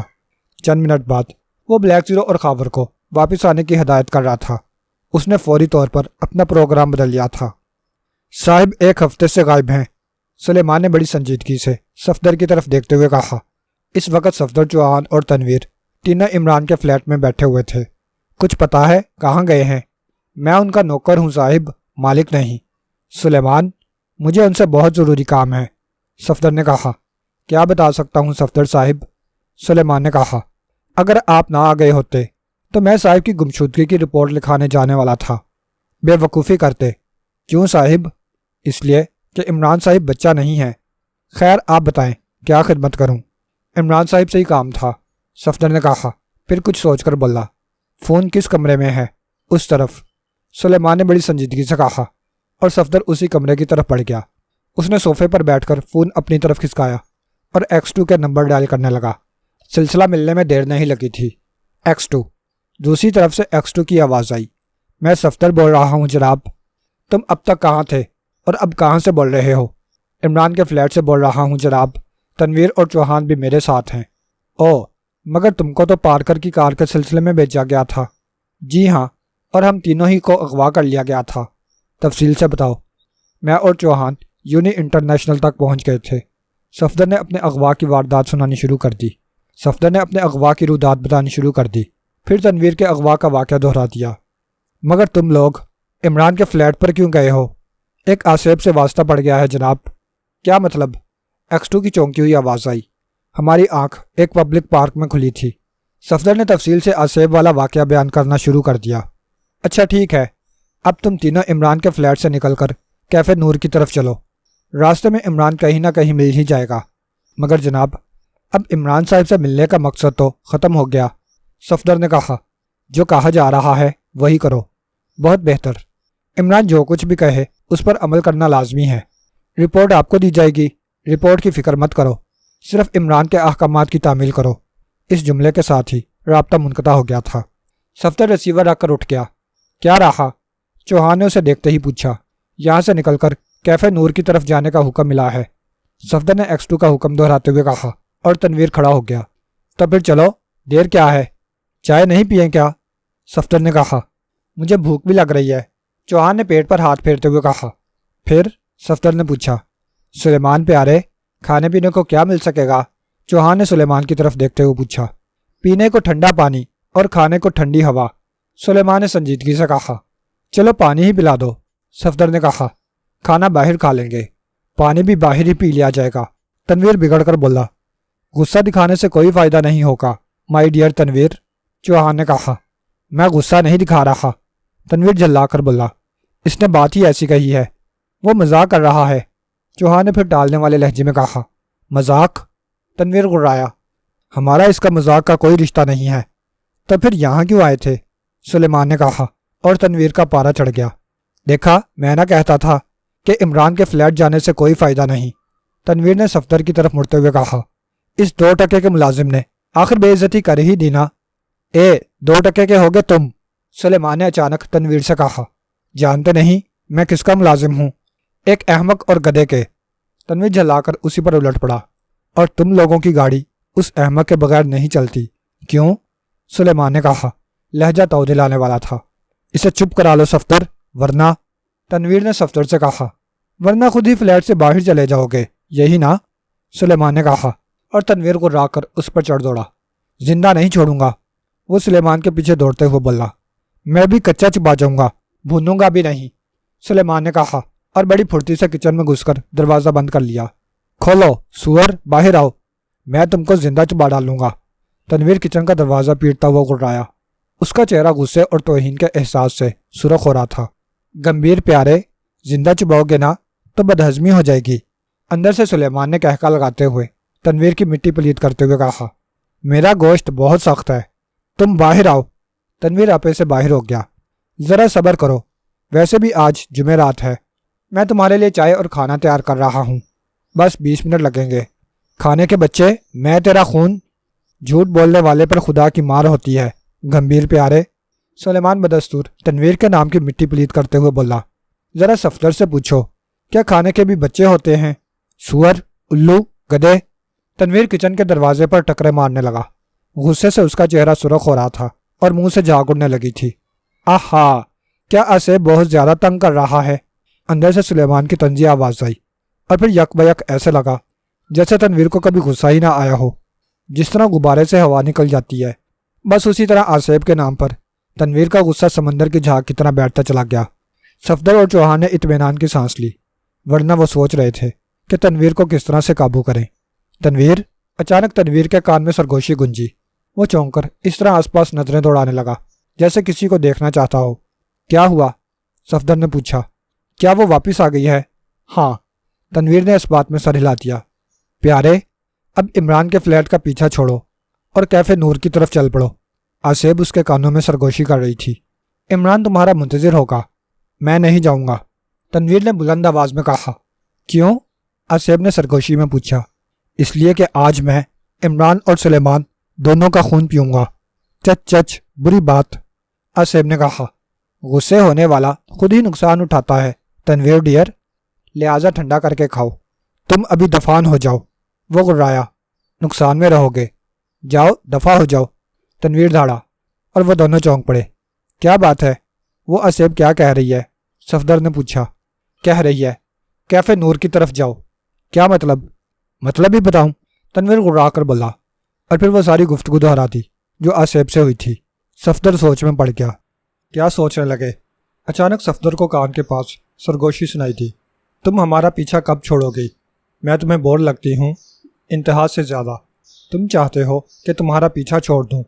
ہاں، لو جا رہی ہوں، آصف کی آواز آئی اور پھر خاموشی چھا گئی۔ صفدر چونک کر چوہان کو دیکھنے لگا کیونکہ اچانک چوہان ہنس پڑا تھا۔ کیا ہوا؟ کیا بتاؤں؟ چوہان بدستور ہنستے ہوئے بولا۔ کچھ ہوا بھی ہے یا بے وقوفوں کی طرح ہنستے جا رہے ہو؟ صفدر برا سا منہ بنا کر بولا اور چوہان کی ہنسی کو بریک لگ گیا۔ وہ مجھے گانے سنا رہی ہے، چوہان نے سنجیدگی سے کہا۔ مذاق مت کرو، صفدر منہ بنا کر بولا۔ میں سنجیدگی سے کہہ رہا ہوں صفدر۔ کیا واقعی؟ صفدر نے بے یقینی سے پوچھا۔ ہاں، اس وقت وہ مجھے خط پڑھ کر اب دل بہلتا نہیں ساجنا۔ اب تو تم آپ بھی جاؤ، سنا رہی ہے، موت کا نغمہ سنا رہی ہوگی، تنویر نے جل کر کہا۔ پھر وہ بھی اچھل پڑا۔ چند لمحے حیرت سے آنکھیں پاڑتا رہا، پھر بے اختیار ہنس پڑا۔ تمہیں کیا ہوا؟ صفدر نے پوچھا۔ وہ مجھے بھی گانا سنا رہی ہے، تنویر نے کہا۔ مار کٹاری مر جانا پر اکھیاں کسی سے ملانا نہ، سچ بڑی پیاری آواز ہے۔ تم دونوں پاگل ہو گئے ہو، صفدر غرایا۔ X2 کا حکم تم لوگ بھول گئے ہو۔ او، یک بیک دونوں چونکے تھے۔ چلو چلیں، چوہان نے کہا اور تیزی سے دروازے کی طرف بڑھا، مگر پھر ٹھٹک گیا۔ دوسرے کمرے سے فون کی گھنٹی بجنے کی آواز آ رہی تھی۔ تینوں نے ایک دوسرے کو دیکھا۔ پھر صفدر بلند آواز سے بولا، سلیمان، کال آئی ہے، آپ فون سن لیجئے صفدر صاحب، میں باہر نہیں آؤں گا۔ او، صفدر کے منہ سے ٹھنڈا سانس نکل گیا۔ پھر وہ فون والے کمرے میں داخل ہوا اور آگے بڑھ کر ریسیور اٹھا کر کان سے لگا لیا۔ ہیلو صفدر، دوسری جانب سے عمران کی گڑگڑاتی ہوئی آواز سنائی تھی۔ جی ہاں، میں ہی ہوں۔ X2 کے حکم سے سرتابی کی جرت تم لوگوں کو کس طرح ہوئی ہے؟ نہیں تو، صفدر نے کہا۔ کہاں کی ہے حکم عدولی؟ تم لوگوں کو آدھے گھنٹے قبل ہی فلیٹ سے نکل آنا چاہیے تھا۔ تو کیا آپ فلیٹ کے قریب ہی ہیں؟ صفدر نے پوچھا۔ فضول بکواس کرنے کی ضرورت نہیں، فلیٹ کے نیچے ایک سیاہ اسٹیشن ویگن کھڑی ہے، اس میں بیٹھ جاؤ، وہ تم لوگوں کو مجھ تک لے آئے گی۔ مگر، صفدر نے کہنا چاہا، مگر دوسری طرف سے لائن بے جان ہو چکی تھی۔ اس نے بھی مرے ہوئے انداز میں ریسیور کریڈل پر ڈال دیا۔ کون تھا؟ دوسرے کمرے میں پہنچتے ہی چوہان نے پوچھا۔ حضرت تھے۔ کیا کہہ رہے تھے؟ ہم کو X2 کے حکم کی خلاف ورزی کا احساس دلا رہے تھے۔ کیا مطلب؟ تنویر غرایا۔ ہم کو در حقیقت آدھے گھنٹے قبل ہی فلیٹ سے نکل جانا چاہیے تھا، صفدر نے کہا۔ عمران صاحب نے ہم کو اسی کا احساس دلایا ہے۔ او، آؤ چلیں، صفدر نے کہا اور سلیمان کو بلند آواز میں دروازہ بند کر لینے کی ہدایت کرتا ہوا فلیٹ سے نکل آیا۔ عمران کے بیان کے مطابق فلیٹ کے نیچے ایک بند گاڑی موجود تھی۔ وہ اسٹیشن ویگن کی طرف بڑھتا چلا گیا۔ وہ دونوں اس کے عقب میں تھے۔ پھر جب وہ اسٹیشن ویگن میں سوار ہونے لگا تو تنویر بول پڑا، ہمیں تو کیفے نور کی طرف جانے کا حکم ملا تھا۔ X2 کا حکم یہی ہے، صفدر نے کہا۔ اس کے بعد پھر کسی کو کچھ بولنے کی جرت نہیں ہوئی تھی۔ ان کے بیٹھتے ہی گاڑی حرکت میں آ گئی۔ حالانکہ جب صفدر گاڑی کی طرف بڑھا تھا تو ڈرائیونگ سیٹ خالی پڑی تھی۔ ہیلو صفدر، کیا تم میری آواز سن رہے ہو؟ یک بیک اسٹیشن ویگن میں X2 کی بھرائی ہوئی آواز گونجی اور وہ چونک پڑے۔ جی ہاں جناب، اب تمہارے آصیب کا کیا حال ہے؟ کہکے کے ساتھ کہا گیا۔ وہ مجھ سے ناراض ہو گئی ہے۔ اور چوہان، تنویر، تم کیا کہتے ہو؟ X2 ان سے مخاطب ہو گیا۔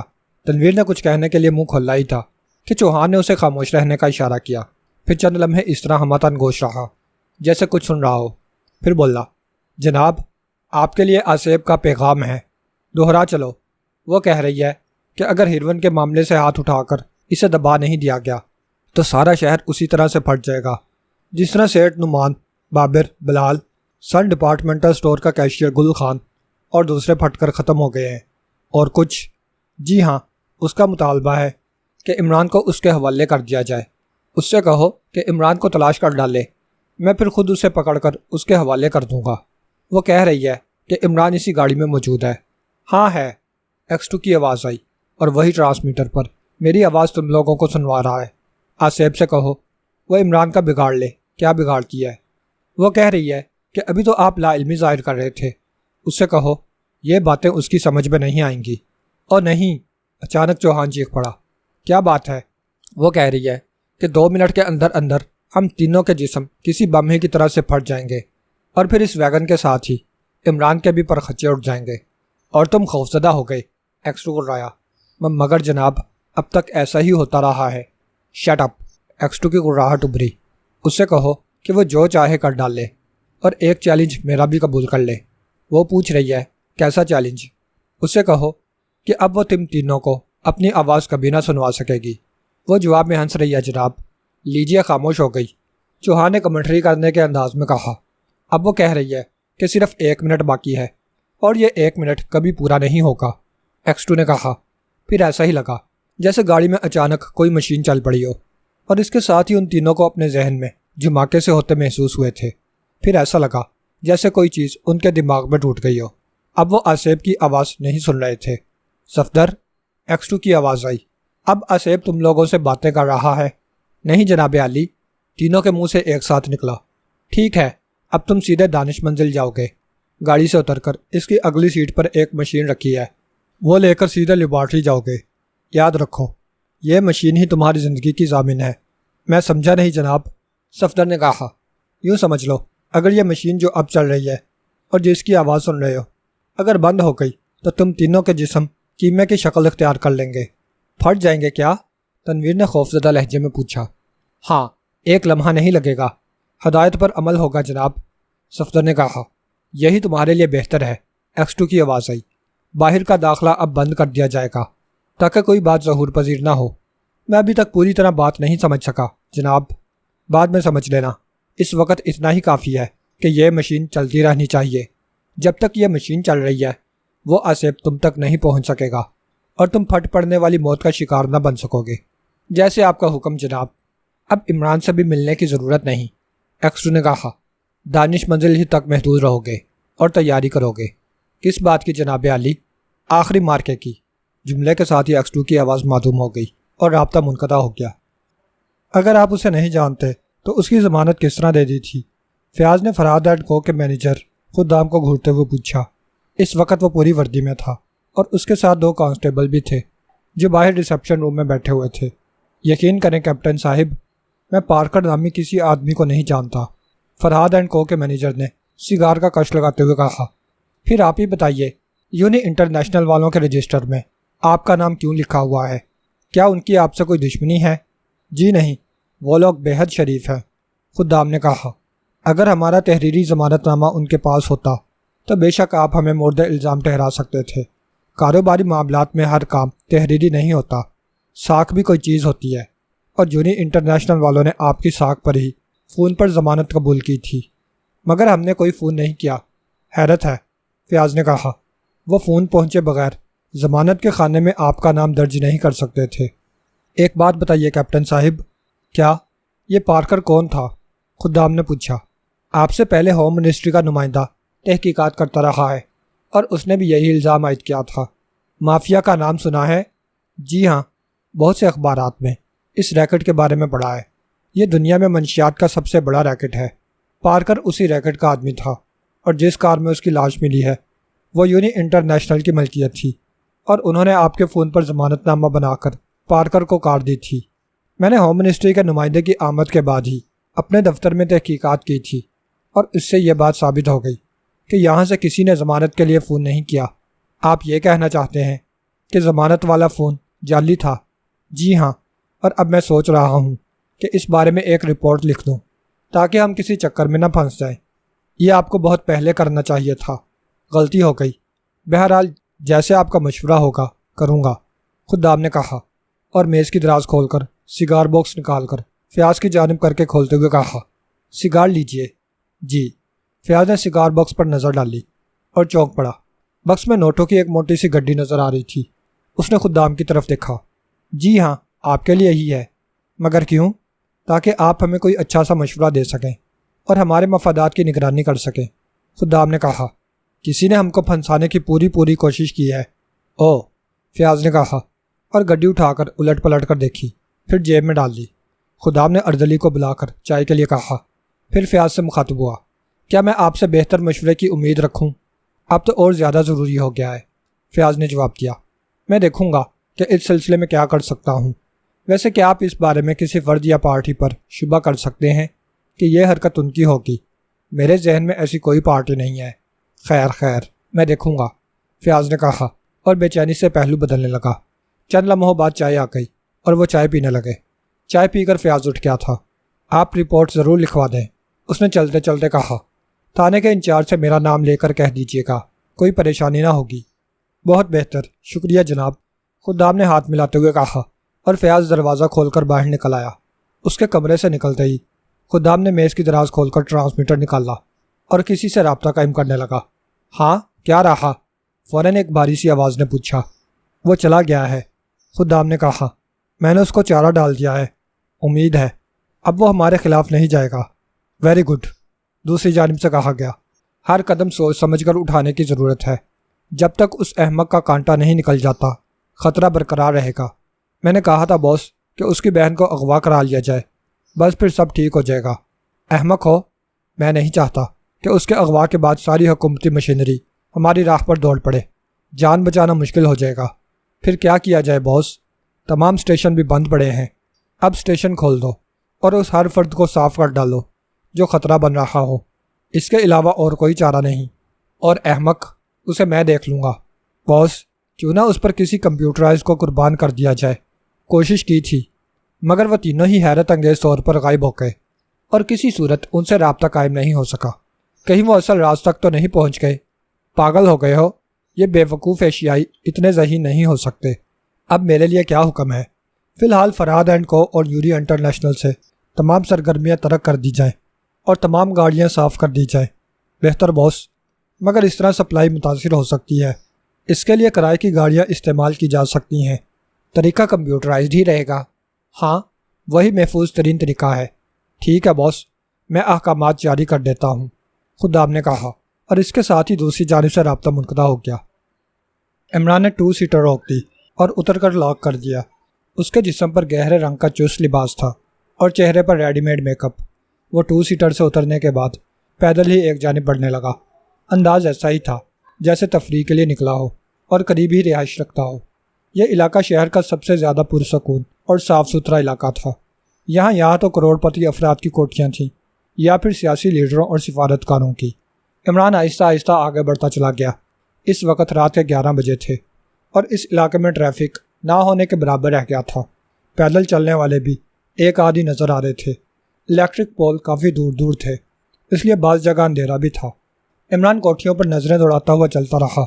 پھر ایک کوٹھی کے نمبروں پر نظر پڑتے ہی اس کے ہونٹ سکڑ گئے۔ یہ ایک 2000 مربع گز پر تعمیر کی ہوئی 2 منزلہ ایئر کنڈیشن کوٹھی تھی۔ عمران اس کے قریب سے گزرتا چلا گیا۔ گیٹ پر 0 واٹ کا بلب جل رہا تھا۔ حد بندی کی دیواریں کافی اونچی تھیں اور اس بناوٹ کی تھیں کہ کوئی اگر اوپر چڑھنا چاہے تو بغیر کسی سہارے کے نہیں چڑھ سکتا تھا۔ عمران نے لوہے کے گیٹ کی اوپری جالیوں سے دیکھ لیا تھا کہ عمارت کی صرف ایک کھڑکی میں روشنی ہے، ورنہ سب یا تو تاریک تھیں یا پھر گہرے رنگوں کے نائٹ بلب کی روشنی میں پھیلی ہوئی تھیں۔ وہ ایک لمبا چکر کاٹ کر اس کوٹھی کی پشت پر پہنچ گیا۔ یہاں کافی گندگی تھی اور ہلکی ہلکی بدبو پھیلی ہوئی تھی۔ گلی بھی تاریک تھی۔ صرف کوٹھیوں میں روشنی کھڑکیوں سے چھن کر آنے والی مدھم روشنی نے وہاں کسی حد تک اجالا کیا ہوا تھا، مگر یہ اجالا اتنا نہیں تھا کہ 10-12 قدم کے فاصلے کی چیز دیکھی جا سکے۔ عمران چند لمحے حد بندی کی دیوار کا جائزہ لیتا رہا۔ یہاں بھی دیوار کم از کم 9 فٹ بلند تھی اور بالکل سپاٹ۔ آس پاس کوئی درخت بھی نہ تھا جس کی مدد سے وہ اوپر چڑھ سکتا۔ پینسل ٹارچ کی روشنی میں اس نے عقبی حصے کا اچھی طرح سے جائزہ لے لیا تھا اور وہاں کھڑا سوچ رہا تھا کہ کیا کرے۔ کسی چیز کے سہارے کے بغیر وہ حد بندی کی دیواروں پر نہیں چڑھ سکتا تھا۔ وہ آگے بڑھنے لگا۔ اب وہ دوسرے بنگلے کی حد بندی کی دیواروں پر روشنی ڈالتا ہوا چل رہا تھا۔ مطلوبہ کوٹھی کے برابر والی کوٹھی کی حد بندی کی دیوار کچھ نیچی تھی اور اس کی بناوٹ اس قسم کی تھی کہ آسانی سے اوپر چڑھا جا سکتا تھا۔ اس نے پینسل ٹارچ کی روشنی میں ایک جگہ منتخب کی اور پینسل ٹارچ جیب میں ڈال کر اوپر چڑھنے لگا۔ چند لمحے بعد وہ حد بندی کی دیوار پر پنجوں کے بل چلتا ہوا مطلوبہ کوٹھی کی طرف بڑھ رہا تھا۔ پھر وہ مطلوبہ کوٹھی کی حد بندی چلنے کے بعد ہاتھوں کے بل لٹک کر اندر کود گیا۔ وہ پودوں پر گرا تھا۔ نرم کیاری میں اس کے پیر اندر دھنس گئے تھے۔ وہ کیاری سے نکلا اور آگے بڑھنے لگا۔ اس کی تیز اور متجسس نظریں اطراف کا جائزہ لے رہی تھیں۔ دفعتاً کسی جانب سے آہٹ ہوئی اور عمران چونک پڑا۔ پھر وہ بڑی تیزی سے عمارت کی طرف دوڑنے لگا۔ اس طرف تاریکی تھی اور اسے امید تھی کہ وہ دیکھا نہ جا سکے گا۔ پھر وہ گندے پانی کے ایک پائپ کے پاس رکا اور تیزی سے اوپر چڑھنے لگا۔ ابھی وہ 6-7 فٹ ہی اوپر چڑھا ہوگا کہ اندھیرے سے 2 سائے نکل کر اس کی طرف جھپٹے۔ یہ 2 گرانڈیال کتے تھے، بے حد خطرناک اور خون خوار۔ انہوں نے عمران پر جس لگائی تھی مگر اسے پکڑنے میں ناکام رہے۔ عمران سے اگر چند منٹ کی دیر ہو جاتی یا آہٹ سن کر وہ دوڑنا پڑتا تو کتے اسے چیڑ پھاڑ چکے ہوتے۔ وہ دونوں پائپ کے نیچے بیٹھے ہانپ رہے تھے۔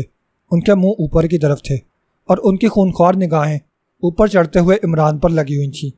عمران چھت پر پہنچ چکا تھا۔ تاروں کی چھاؤں میں اس نے چھت کا دروازہ دیکھ لیا تھا۔ دروازہ کھلا ہوا تھا۔ وہ آگے بڑھا اور زینے اترنے لگا۔ اب اس کے ہاتھ میں لمبی نال والا ایک ریوالور تھا اور وہ چوکنے انداز میں ایک ایک کمرے میں جھانکتا ہوا چل رہا تھا۔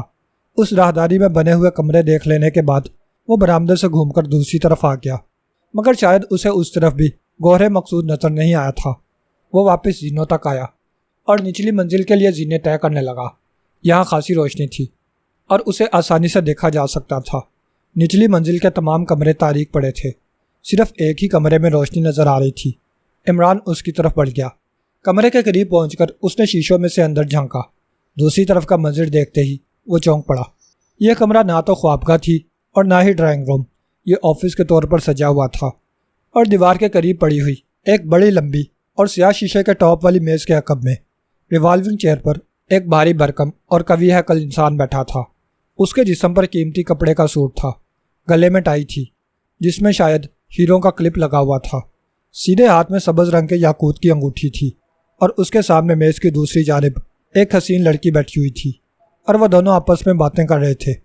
ان کے سامنے ایک فائل کھلی ہوئی رکھی ہوئی تھی اور یاقوت کی انگوٹھی پہننے والا ایک قیمتی قلم سے اس پر کچھ لکھ رہا تھا۔ پھر اس نے وہ فائل لڑکی کی طرف بڑھا دی اور کچھ کہا۔ دروازہ بند تھا، جس کی وجہ سے عمران سن نہ سکا کہ اس نے کیا کہا ہے۔ لڑکی نے اس بات میں سر ہلا دیا اور فائل لے کر اٹھ گئی۔ وہ ریوالونگ چیئر پر بیٹھے ہوئے سبز یاقوت کی انگوٹھی والے کے پشت پر رکھی ہوئی کیبنٹ تک فائل لے گئی اور اسے کھول کر فائل اس میں لگا دی۔ پھر کیبنٹ بند کی اور واپس کرسی پر آ کر بیٹھ گئی۔ یاقوتی انگوٹھی والا اب کسی کو فون کر رہا تھا۔ پھر کچھ دیر وہ فون پر بات کرتا رہا اور رابطہ منقطع کر کے اس نے ریسیور کریڈل پر ڈالا اور میز پر بائیں سمت رکھی ہوئی مشین کو اپنی جانب کھسکا لیا۔ پھر عمران نے مشین میں متعدد بلب روشن ہوتے دیکھے تھے، چھوٹے چھوٹے مختلف رنگوں کے بلب۔ اب وہ سمجھا کہ وہ مشین جسے اتنی دیر سے وہ ٹائپ رائٹر سمجھے ہوا تھا، ٹائپ رائٹر نہیں تھا، کسی قسم کا ٹرانسمیٹر تھی۔ اس نے مشین سے نکال کر ہیڈ فون کانوں پر فٹ کر لیے۔ ہیڈ فون کی پتی ہی سے ماؤتھ پیس بھی منسلک تھا، جو کہ ہیڈ فون کانوں پر فٹ کرنے کے بعد خود بخود منہ کے سامنے آ گیا تھا۔ لڑکی نے بھی یہی کیا اور مشین کے دوسرے حصے سے نکال کر ہیڈ فون سر پر چڑھا لیے۔ اب وہ کسی جگہ یا تو کال کر رہے تھے یا پھر کسی کی کال وصول کر رہے تھے، جو بھی تھا۔ بہرحال وہ ان کی گفتگو کا ایک لفظ بھی نہیں سن سکتا تھا۔ کچھ سوچ کر اس نے دروازے کا ہینڈل پکڑ کر اسے اندر کی طرف دھکیلنا چاہا، مگر دروازہ اندر سے مقفل تھا۔ عمران کی ہول پر جھک گیا اور کی ہول سے کان لگا دیے۔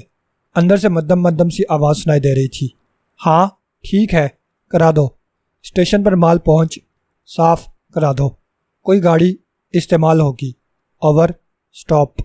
چند لمحے خاموشی رہی، پھر آواز سنائی دینے لگی۔ اس مرتبہ لڑکی بول رہی تھی۔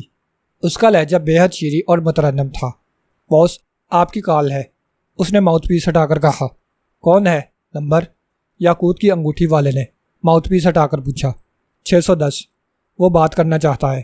ٹھیک ہے، لائن دو، بات کیجیے، لڑکی نے کہا، اور اس کے ساتھ ہی عمران کو خفیف سی آہٹ سنائی دی، ایسی ہی جیسے کوئی کھٹکا گرنے کی ہوتی ہے۔ اس نے چونک کر سیدھے ہو کر اپنے آس پاس کا جائزہ لیا۔ دور و نزدیک کوئی نہیں تھا، نہ ہی کوئی دروازہ کھلا ہوا تھا۔ وہ مطمئن ہو کر دوبارہ کی ہول پر جھک گیا۔ اندر یاقوت کی انگوٹھی والا کسی سے بڑے غصیلے لہجے میں بات کرتے ہوئے کہہ رہا تھا، تو وہ بھی تمہارے پنجے سے نکل گیا؟ اس کا لہجہ خون خوار تھا۔ یس باس، ہم باوجود کافی کوشش کے اسے نہیں پکڑ سکے۔ ٹرانسمیٹر پر کسی کی آواز سنائی دی، شاید یاقوت کی انگوٹھی والے نے اسپیکر آن کر دیا تھا، جانے کیوں۔ جب اسے ٹریس کر لیا گیا تھا تو وہ پکڑا کیوں نہیں گیا؟ وہ ہمارے ایک آدمی کو ناکارہ بنا کر نکل گیا تھا جناب، اور چونکہ وہ میک اپ میں تھا اس لیے ہاتھ نہیں آ سکا۔ اس کا لباس اور میک اپ باتھ روم سے ملا ہے۔ آپ خود سوچ سکتے ہیں کہ میک اپ اتارنے کے بعد اگر وہ ہماری آنکھوں کے سامنے بھی رہا ہوگا تو ہم نہیں پہچان سکے ہوں گے۔ تو تم لوگ بالکل ہی احمق ہو، وہ گھبرایا۔ اسے دیکھتے ہی گولی کیوں نہ مار دی، زندہ کیوں رہنے دیا تھا؟ آپ ہی نے چلتے وقت حکم دیا تھا کہ اسے بند کر دیا جائے۔ او گدھے، یہ تو نہیں کہا تھا کہ اسے فرار ہونے دیا جائے، وہ سرد اور خونخوار لہجے میں بولا۔ تمہارا علاقہ پبلک پلیس بن گیا ہے اور تم سب بھی ایک سرے سے ناکارہ ہوتے جا رہے ہو۔ ہمیں اپنی کوتاہی کا احساس ہے باس، دوسری جانب سے کہا گیا۔ اس کے علاوہ بھی ایک اور بری خبر ہے۔ کہو۔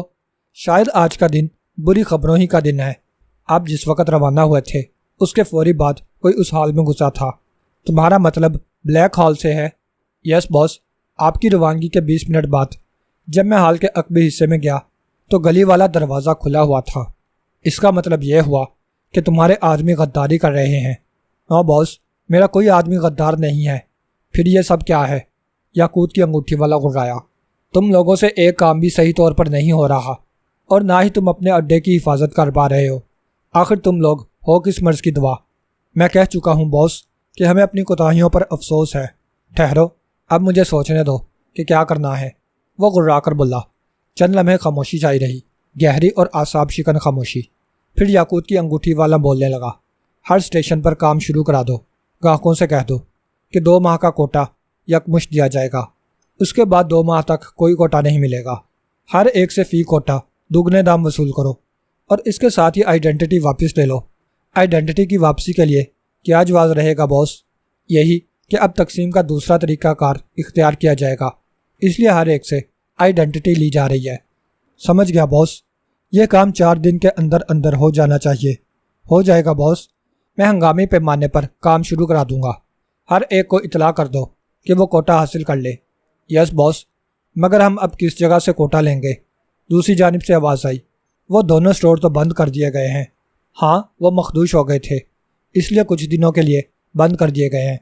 اب سارا مال تمہیں سابقہ طریقے سے ملے گا۔ یہ بہت مناسب طریقہ کار رہے گا جناب۔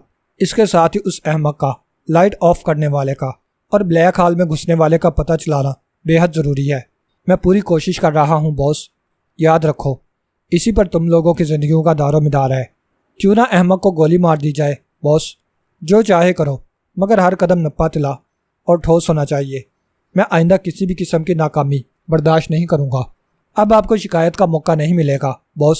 اوکے، یاقوت کی انگوٹھی والے نے کہا اور سلسلہ منقطع کر دیا۔ پھر دوبارہ وہ کسی سے رابطہ قائم کرنے لگا۔ 2 ہی منٹ بعد وہ مطلوبہ فرد سے گفتگو کر رہا تھا۔ ہاں دیکھو، 5ویں دن سے ایک کے بعد ایک غیر کمپیوٹرائزڈ ختم ہو جانے چاہیے۔ کیا تم یہ کام کر لو گے؟ جی ہاں جناب، ہمارے پاس 6 بہترین نشانے باز ہیں۔ گڈ، بہت ہوشیاری کی ضرورت ہوگی۔ آپ بے فکر رہیں باس، البتہ مجھے ان کے نام و پتے آج ہی درکار ہوں گے، 2 گھنٹے بعد مہیا کر دیے جائیں گے۔ بس تو پھر کام ہوا سمجھیے۔ 4 دن میں سچویشن کا جائزہ لے کر کام کے لیے لائحہ عمل بنا لوں گا، اور 5ویں دن شام کو آپ کو خوشخبری سناؤں گا۔ اگر ایسا ہوا تو 2 لاکھ روپے تمہارا انعام ہوں گے۔ آپ کا خادم ہوں باس، اور آپ ہی کا نمک کھاتا ہوں۔ دوسری طرف سے آواز آئی اور اس نے اوکے کہہ کر رابطہ منقطع کر دیا۔ عمران اپنے آس پاس سے چوکنا رہ کر اندر کی گفتگو سننے اور سمجھنے کی کوشش کر رہا تھا۔ کچھ دیر بعد وہ دونوں ٹرانسمیٹر والی مشین کو الماری میں بند کر کے اٹھ گئے۔ رخ دروازے کی طرف ہی تھا۔ عمران نے کی ہول سے نظریں ہٹائیں اور دوسرے کمروں کی طرف دیکھا، پھر بڑی تیزی سے ایک کمرے کا دروازہ بے آواز کھول کر اندر داخل ہو گیا۔ چند لمحے بعد یاقوتی انگوٹھی والا اور لڑکی باہر نکلے اور اوپری منزل کے زینوں کی طرف بڑھتے چلے گئے۔ دروازہ لڑکی نے ہی لاک کیا تھا اور چابیاں یاقوتی انگوٹھی والے کو دے دی تھیں۔ عمران 10 منٹ تک انتظار کرتا رہا، پھر اپنی جگہ سے نکلا۔ چند لمحے وہ آس پاس کا جائزہ لے کر آہٹیں سننے کی کوشش کرتا رہا، پھر جیب سے ایک تار نکال کر وہ کی ہول پر جھک گیا۔ چند لمحے اس کے ساتھ مصروف رہا، پھر کھڑا ہوا اور آہستگی سے دروازہ کھول کر اندر داخل ہو گیا۔ دروازہ بند کرنے سے پہلے اس نے قفل پر نظر ڈال لی تھی۔ وہ ان قفلوں میں سے ایک تھا جو دروازہ بند کرنے سے بند ہو جاتے ہیں، مگر جب اندر سے دروازہ کھولنے کے لیے لٹو گھماتے ہیں تو قفل کھل جاتا ہے۔ اس نے مطمئن انداز میں سر ہلا دیا اور فائل کیبنٹ کی طرف بڑھ گیا۔ اب وہ اس دراز کی تلاشی لے رہا تھا جس میں اس نے لڑکی کو فائل رکھتے دیکھا تھا۔ چند لمحے بعد میز پر کئی فائلیں رکھی ہوئی تھیں اور عمران ایک سپائی کیمرے سے فائل میں لگے ہوئے کاغذات کے فوٹو لے رہا تھا۔ آدھے گھنٹے میں اس نے مطلوبہ فائلوں میں لگے ہوئے کاغذات کے فوٹو کھینچ لیے، پھر اس نے فائلیں اسی ترتیب سے لگا دیں جیسے پہلی لگی ہوئی تھیں۔ پھر وہ اس الماری کی طرف متوجہ ہوا جس میں ٹرانسمیٹر رکھا گیا تھا۔ یہ قفل بھی چند لمحوں میں کھل گیا۔ عمران نے مشین کا جائزہ لینا شروع کر دیا۔ یہ نئے طرز کا ایک عجیب و غریب ٹرانسمیٹر تھا۔ عمران کی نظروں سے اس سے قبل اس قسم کا ٹرانسمیٹر نہیں گزرا تھا۔ وہ چند لمحے اس کا جائزہ لیتا رہا، پھر شاید کچھ کرنے کا ارادہ رکھتا تھا کہ کسی قسم کی آہٹ سنائی دی اور وہ چونک پڑا۔ آہٹ راہداری سے ابھری تھی۔ اس نے بجلی کسی تیزی سے الماری بند کی، تار ہی سے قفل لگا دیا اور تار جیب میں ڈال کر ریوالور نکالتا ہوا دروازے کی طرف بڑھا۔ آہٹیں اب زیادہ واضح ہو گئی تھیں۔ راہداری میں ایک سے زیادہ فرد تھے۔ عمران دروازے سے چپک گیا۔ باہر کوئی کہہ رہا تھا، تم کو غلط فہمی تو نہیں ہوئی؟ جی نہیں جناب، کتے غلط رہنمائی نہیں کر سکتے۔ وہ کہاں تک لے گئے تھے؟ پچھلے حصے میں پائپ کے پاس۔ تو آؤ اس کمرے کو بھی دیکھ لیتے ہیں۔ عمران کو یاقوتی انگوٹھی والے کی آواز سنائی دی اور پھر ایسا لگا جیسے کی ہول میں چابی گھمائی گئی ہو۔ عمران نے تیزی سے کمرے کا جائزہ لیا، پھر بجلی کسی تیزی سے فائل کیبنٹ کی آڑ میں چھپ گیا۔ اس کے ساتھ ہی ریوالور نکل کر اس کے ہاتھ میں پہنچ گیا تھا۔ ایک لمحے بعد ہی دروازہ کھلا اور یاقوتی انگوٹھی والا 2 مسلح افراد کے ساتھ اندر داخل ہوا۔ وہ لوگ چند لمحے تک کمرے پر سرسری نظریں ڈالتے رہے، پھر عمران کو ایک آواز سنائی دی، یہاں تو کوئی بھی نہیں ہے جناب، میں نے تم سے پہلے ہی کہا تھا۔ یاقوتی انگوٹھی والے کی آواز آئی، آؤ چلیں۔ پھر واپس جاتے قدموں کی آہٹ ہوئی اور چند لمحے بعد کفل میں چابی گھومنے کی آواز سنائی دی۔ عمران نے اطمینان کا سانس لیا اور ریوالور جیب میں ڈال کر اٹھ کھڑا ہوا۔ پھر وہ دروازے کے پاس پہنچ کر راہداری کے اندر کسی کے موجود ہونے یا نہ ہونے کا اندازہ کرتا رہا، پھر واپس میز کی طرف آیا، جیب سے 2 چھوٹے سے مائکرو ڈکٹا فون نکال لے۔ ایک یاقوتی انگوٹھی والے کی میز کے نیچے اس نے لگا دیا اور دوسرا کچھ آگے ایک دوسری میز کے نیچے۔ اب یہاں ہونے والی سرگوشی بھی دانش منزل میں ریکارڈ ہو جاتی۔ اس طرف سے نمٹ کر وہ کھڑکی کی طرف بڑھا، پٹ کھول کر اس نے باہر جھانکا۔ اس طرف کا حصہ سنسان پڑا تھا، یہ عمارت کا عقبی حصہ تھا۔ وہ دونوں ہاتھ رکھ کر چوکھٹ پر چڑھا اور دوسری طرف اتر گیا، پھر کھڑکی بند کی اور اس طرف بڑھنے لگا جس طرف سے اندر داخل ہوا تھا۔ وہ بہت چوکنے انداز میں دوڑنے کی حد تک تیز رفتاری سے چل رہا تھا۔ جلد ہی وہ 4 دیواری تک پہنچ گیا، پھر جیسے آیا تھا اسی طریقے سے وہ عمارت کی حدود سے باہر نکل آیا۔ کتے شاید اپنے مالک کے ساتھ تھے، اس لیے اسے آسانی سے نکل آنے کا موقع مل گیا تھا۔ کچھ دیر بعد وہ 2 سیٹر میں بیٹھا ہوا تھا اور 2 سیٹر تیزی سے فاصلہ نکل رہی تھی۔ کافی دور نکل آنے کے بعد اس نے ٹرانسمیٹر نکال کر آن کیا اور جولیا سے رابطہ قائم کرنے کی کوشش کرنے لگا۔ It is Julia. دوسری طرف سے رابطہ جلدی ہی قائم ہو گیا تھا۔ X2 کیا رپورٹ ہے؟ عمران X2 کے مخصوص لہجے میں بولا۔ کوئی خاص نہیں جناب، مطلوبہ افراد کی نگرانی بدستور ہو رہی ہے۔ فرہاد اینڈ کو اور یونی انٹرنیشنل کی کیا رپورٹ ہے؟ فی الحال وہاں بھی خاموشی ہے جناب، روزانہ رات گئے تک یہ فرمیں کھلی رہتی تھیں، لیکن آج 8 بجے ہی بند کر دی گئی اور اب وہاں اندھیرا اور سناٹا ہے۔ اپنے تمام ساتھیوں کو مطلع کر دو کہ پولیس ریڈ ہونے والا ہے۔ پولیس کے پہنچتے ہی وہ لوگ وہاں سے کھسک جائیں۔ پولیس اندازاً کتنی دیر میں پہنچے گی؟ 3 گھنٹے کے اندر اندر۔ کوئی خاص ہدایت؟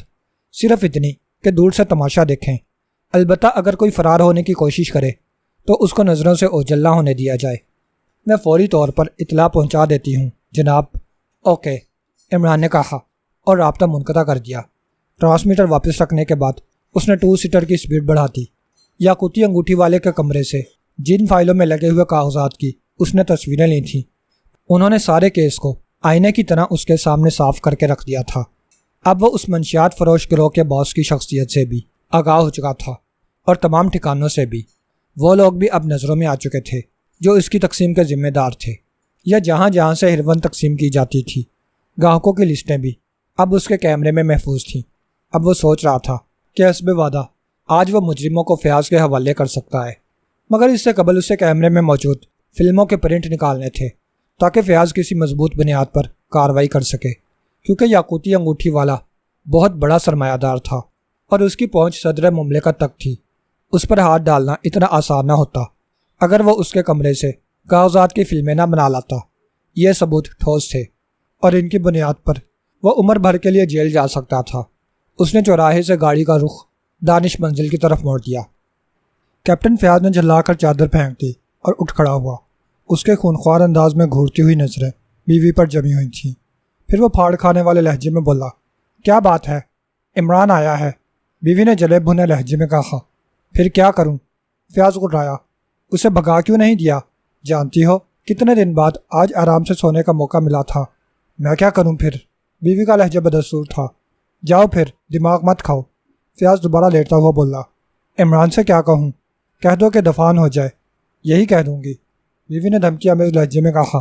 ہاں جاؤ، دماغ نہ کھاؤ، فیاض گھبرا کر بولا اور کروٹ بدل کر لیٹ گیا۔ بیوی کمرے سے چلی گئی تھی۔ فیاض نے آنکھیں بند کر کے سونے کی کوشش کی، مگر پھر چونک پڑا۔ عمران کی اس وقت آمد کسی خاص مقصد ہی کے تحت ہو سکتی تھی۔ اس نے پہلے کبھی آدھی رات کے بعد اسے جگانے کی کوشش نہیں کی تھی۔ تو پھر اس نے سوچا، عمران سے نہ مل کر اس نے غلطی کی ہے۔ اسے چاہیے تھا کہ عمران سے وہ مل لیتا، شاید موجود ہو۔ یہی سوچتے ہوئے وہ اٹھنا ہی چاہتا تھا کہ خوابگاہ کا دروازہ بڑام سے کھلا اور عمران کی آواز سنائی دی، اے معشوقہ شب تاب، اب اٹھ کھڑی ہو کہ حاتم کی ماں کے 7ویں سوال کے حل ہونے کا وقت آ پہنچا ہے۔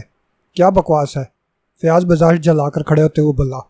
چلو اچھے بچوں کی طرح اب کھڑے ہو جاؤ، عمران نے چمکارا۔ کیا بات ہے؟ فیاض نے سنجیدگی سے پوچھا۔ جانتے ہو آج 3-4 دن بعد آرام کا موقع ملا تھا اور تم اس میں بھی رخنہ انداز ہو گئے۔ نہ چلنا چاہو تو کوئی بات نہیں، عمران نے کہا۔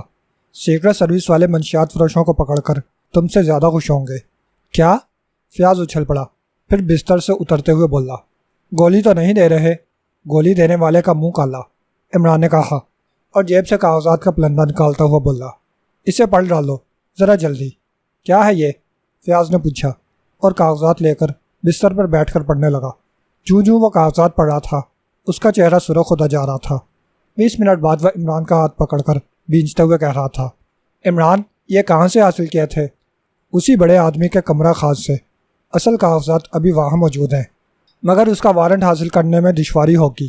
وارنٹ نام سے حاصل نہیں کیا جائے گا، ورنہ اس کے حالی موالیوں میں سے کوئی نہ کوئی اسے باخبر کر دے گا۔ تم بلینک وارنٹ حاصل کر سکتے ہو؟ کیوں نہیں؟ فیاض نے کہا، اور یہ ٹھیک بھی رہے گا۔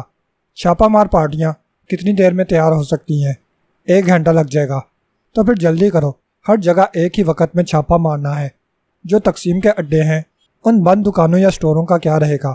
ان کو تم سیل کروا دو اور صبح مجسٹریٹ کی موجودگی میں کھلوا کر مطلوبہ اشیاء وہاں سے برآمد کر لو۔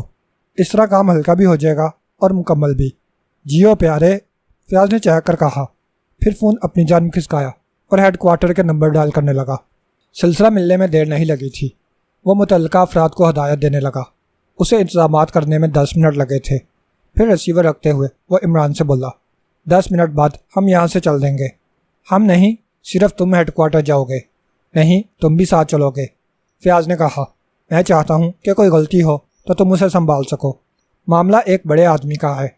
چلو ٹھیک ہے، عمران نے کچھ سوچتے ہوئے کہا، پھر فون اٹھا کر کہیں کا نمبر ڈائل کیے اور انتظار کرنے لگا۔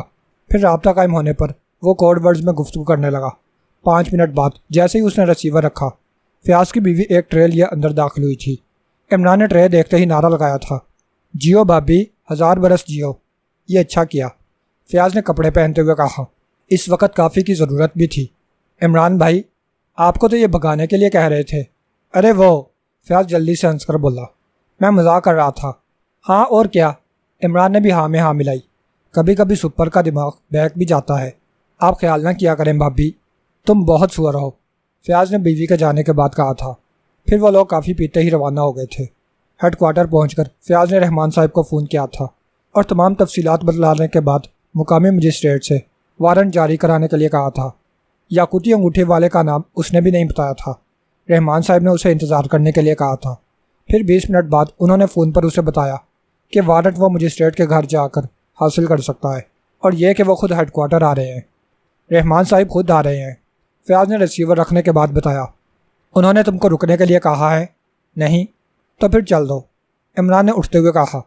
وارنٹ راستے میں حاصل کر لینا، ورنہ اگر ڈیڈی نے یہاں پہنچ کر مجھے تمہارے ساتھ دیکھ لیا تو شامت آ جائے گی۔ ٹھیک ہے، فیاض نے کہا۔ پھر اس نے چھاپہ مار دستوں کے انچارج آفیسران کو بلا کر ہر ایک کو تفصیلات سے آگاہ کیا۔ پھر انہیں روانہ کر کے وہ خود بھی کمرے سے نکل آیا۔ یہاں ایک ٹرک میں 25 کے قریب کانسٹیبل اور انسپیکٹر موجود تھے۔ انہیں پیچھے آنے کا اشارہ کر کے وہ خود اپنی جیپ میں جا بیٹھا۔ جس وقت وہ یاقوتی انگوٹھی والے کی عظیم الشان کوٹھی پر پہنچے، وہ پھٹنے لگی تھی۔ فیاض کے اشارے پر خاموشی سے کانسٹیبلوں نے اتر کر کوٹھی کو گھیرے میں لے لیا۔ وہ سب مسلح تھے اور فیاض نے حکم دیا تھا کہ کسی کو بھی کوٹھی سے باہر نکلنے نہ دیا جائے اور ایسی کوشش کرنے والے کو گرفتار کر لیا جائے۔ اس کے بعد اس نے کوٹھی کے گیٹ پر لگی ہوئی کال بیل کو دبا دیا اور اس وقت تک دبائے رہا جب تک اندر سے چوکیدار کی دھاڑتی ہوئی آواز نہ سنائی دے گئی۔ کون ہے؟ پولیس، گیٹ کھولو۔ پولیس؟ اندر سے حیرت زدہ آواز سنائی دی۔ مگر یہاں تو کسی نے پولیس کو نہیں بلایا۔ تم گیٹ کھول رہے ہو یا اسے توڑ دیا جائے؟ فیاض گھبرایا۔ اچھا، اندر سے کسی نے کہا۔ پھر 2 منٹ بعد گیٹ کھل گیا۔ وہ اندر داخل ہوئے۔ گیٹ پر چوکیدار کے علاوہ ایک مسلح آدمی اور تھا۔ عمران کی نگاہ چوکیدار کے کیبن پر پڑی۔ اس نے ایک اور آدمی کو ریسیور گرائڈر پر رکھتے دیکھا تھا۔ شاید اس نے اندر فون کیا تھا، کیونکہ فوراً ہی کوٹھی کی ساری بتیاں جل اٹھی تھیں۔ ان تینوں کو حراست میں لے لو، فیاض نے کہا، اور کانسٹیبلوں نے ان تینوں کو حرکت میں آنے سے پہلے ہی بے بس کر دیا۔ اب وہ اندر کی طرف بڑھ رہے تھے۔ فرمائیے۔ برآمدے میں ایک آدمی نے ان کا راستہ روک لیا۔ اور یہ آپ نے محافظوں کو کیوں پکڑ رکھا ہے؟ کیا بات ہے؟ وہ پے در پہ سوالات کرتا چلا گیا۔ تم کون ہو؟ فیاض نے خشک لہجے میں پوچھا۔ میں سیٹھ صاحب کا سیکرٹری ہوں، ہمیں سیٹھ صاحب کے پاس لے چلو، وہ آرام کر رہے ہیں، آپ صبح تشریف لائیں۔ بکو مت، فیاض گھبرایا۔ آپ جانتے ہیں کس سے بات کر رہے ہیں؟ وہ شخص گھبرا کر بولا۔ آپ کی یہ وردی 1 منٹ میں اتر جائے گی۔ دوسرے ہی لمحے فیاض کا تھپڑ اس کے گال پر پڑا تھا اور ایک کانسٹیبل نے بڑھ کر اسے ہتھکڑی لگا دی تھی۔ بہت مہنگی پڑے گی یہ حرکت، وہ گھبرایا، مگر اسے سیٹھ صاحب کے کمرے تک تو رہنمائی کرنی ہی پڑی تھی۔ سیٹھ اس وقت خوابگاہ میں پورے لباس میں موجود تھا۔ کیا بات ہے؟ اور تم نے اس طرح میری کوٹھی میں آنے کی جرأت کیسے کی؟ وہ گھبرایا۔ ہمیں کوٹھی کی تلاشی لینی ہے۔ فیاض بھی گھبرایا۔ وارنٹ ہے تمہارے پاس؟ وہ خونخوار لہجے میں بولا۔ جواباً فیاض نے اس کے سامنے ایک کاغذ بڑھا دیا۔ یہ تلاشی کا وارنٹ تھا۔ وہ گھبرایا۔ یہ بات ہے، شاید تم اور وہ احمق مجسٹریٹ جس نے یہ وارنٹ جاری کیا ہے مجھ سے واقف نہیں ہے۔ میں ابھی صدر مملکت کو فون کرتا ہوں۔ پھر وہ فون کی طرف بڑھا ہی تھا کہ فیاض سرد لہجے میں بولا، اپنے آپ کو حراست میں سمجھو سیٹھ جعفر شاہ، اور سیدھے کھڑے رہو ورنہ اپنے فعل کے خود ذمہ دار ہو گئے۔ کیا بکواس ہے یہ؟ سیٹھ جعفر شاہ چلایا۔ کیا تم لوگوں کو اپنی نوکری پیاری نہیں ہے؟ میں نے کہا نا خاموش رہو۔ کیا جواز ہے تمہارے پاس میری گرفتاری کا؟ منشیات کی تجارت، بے گناہ لوگوں کو قتل کرنا اور بہت سے الزامات، ثبوت ہے تمہارے پاس؟ وہ خونخوار لہجے میں بولا۔ اس کی آنکھیں گویا آگ برسا رہی تھیں۔ فیاض مسکرا دیا۔ ہاں، مکمل ثبوت موجود ہیں۔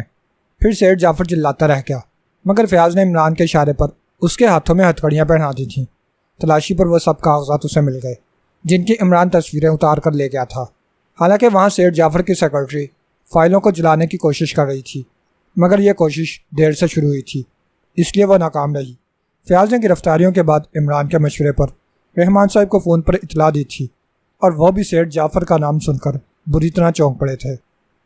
دوسرے دن صبح کو دانش منزل کے ساؤنڈ پروف کمرے میں سیکرٹ سروس کے ممبر بیٹھے ہوئے تھے۔ ان میں صفدر چوہان اور تنویر موجود نہیں تھے، صرف جولیا صدیقی، نعمانی خاور اور عمران موجود تھے، اور کمرے میں X2 کی آواز گونج رہی تھی۔ منشیات کے بڑھتے ہوئے استعمال اور افراط نے مجھے اس طرح متوجہ کیا تھا۔ شہر کے بڑے فیشنیبل طبقے اور امیر افراد اس نشے کا شکار ہو رہے تھے۔ کوشش کے باوجود کسی طرح سے ہیروئن کی تقسیم کے طریقہ کار اور اڈوں کا پتہ نہیں چل رہا تھا۔ مجبوراً جتنے افراد نشے کے عادی تھے ان سب کی نگرانی شروع کرانی پڑی۔ اس نگرانی سے ہیروئن کی تقسیم کے کئی اڈے سامنے آئے، X2 نے تفصیل بتاتے ہوئے کہا۔ مگر جب ان اڈوں پر موجود افراد کو گرفتار کیا گیا تو وہ پھٹ جانے والی موت کا شکار ہو گئے، اور اس طرح سے یہ ذریعہ بھی مجرم تک پہنچنے میں ناکام ہو گیا، اور یہاں سے ہی آصیب کی کہانی ابھری۔ X2 نے کیشیئر کے بیان کو دہراتے ہوئے کہا، پولیس شاید اس آصیبی چکر پر یقین کر لیتی اور لاہوتی آواز ایک معمہ بن جاتی، مگر اس سائنسی دور میں ہمارے لیے روحوں پر یقین کرنا مشکل ہے۔ اڈوں کی نگرانی کرتے ہوئے عمران جیری کے کمار خانے تک جا پہنچا۔ وہاں اس نے جیری کے ایک آدمی پر تشدد کر کے بہت کچھ اگلوا لیا، اور اس طرح وہ لاہوتی آواز کا چکر سمجھنے میں کامیاب ہوا تھا۔ دوسری طرف میں نے عشرت کی گلیوں میں واقع سمسم کے کلب میں، جو کہ سیٹھ جعفر کا سب سے بڑا اڈا تھا، ایک نقاب پوش کو دیکھا۔ وہ تہہ خانوں سے ہو کر عقبی راستے سے جا رہا تھا۔ اس کے ہاتھ میں یاقوت کی انگوٹھی تھی، اور اس انگوٹھی والے فرد کو میں کئی تقریبات میں دیکھ چکا تھا۔ لہٰذا میں سیدھا سیٹھ جعفر کی کوٹھی پہنچا، اور وہاں سے مجھے اس کے خلاف بتھیرے ثبوت مل گئے۔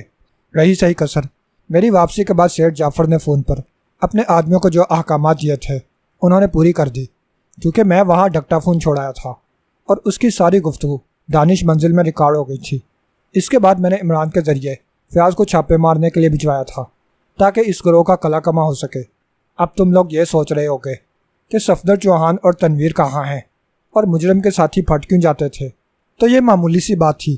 مجرم کسی بھی شخص کو اغوا کرتے تھے، پھر اس کے دماغ کا آپریشن کر کے کن پٹیوں کے پاس مائکرو ٹرانسمیٹر رکھ دیتے تھے۔ ایسا ہی ایک ٹرانسمیٹر ان کے پیٹ پر بھی کھال کی پہلی تہہ چیر کر رکھ دیا جاتا تھا، اور اس سے متعلقہ لوگ آصیب کی لاہوتی آواز سنتے تھے۔ اور یہ ٹرانسمیٹر چونکہ بہت طاقتور بم بھی ہوتے تھے، اس لیے جیسے ہی ایسا کوئی شخص پولیس کے ہاتھ لگتا، وہ ان بموں کو وائرلیس کنٹرول سے پھاڑ کر اس شخص کو مار ڈالتے تھے۔ ویسے ان کو قابو میں کرنے کے لیے وہ مصنوعی لاشوں اور بھوتوں وغیرہ کا ڈرامہ سٹیج کر کے ان کو اس حد تک خوفزدہ کر دیتے تھے کہ وہ لاہوتی آواز کا ہر حکم ماننے کے لیے تیار ہو جاتے تھے۔ صفدر چوہان اور تنویر سیکرٹ سروس کے ہسپتال میں ہے اور ان کے جسموں سے ٹرانسمیٹر نکالے جا رہے ہیں۔ X2 خاموش ہو گیا۔ مگر وہ رقیب روز سفید کیوں نہیں پھٹ گیا؟ عمران نے کہا۔ اس کا اشارہ تنویر کی طرف تھا۔ ہاں، اچھا سوال کیا، X2 نے کہا۔ میں نے ٹرانسمیٹر کی اصلیت پاتے ہی پتہ لگا لیا تھا کہ وہ کس فریکوینسی پر بات کرتی ہے۔ یہ اس وقت کیا گیا تھا جب صفدر وغیرہ عمران کے فلیٹ سے روانہ ہوئے تھے۔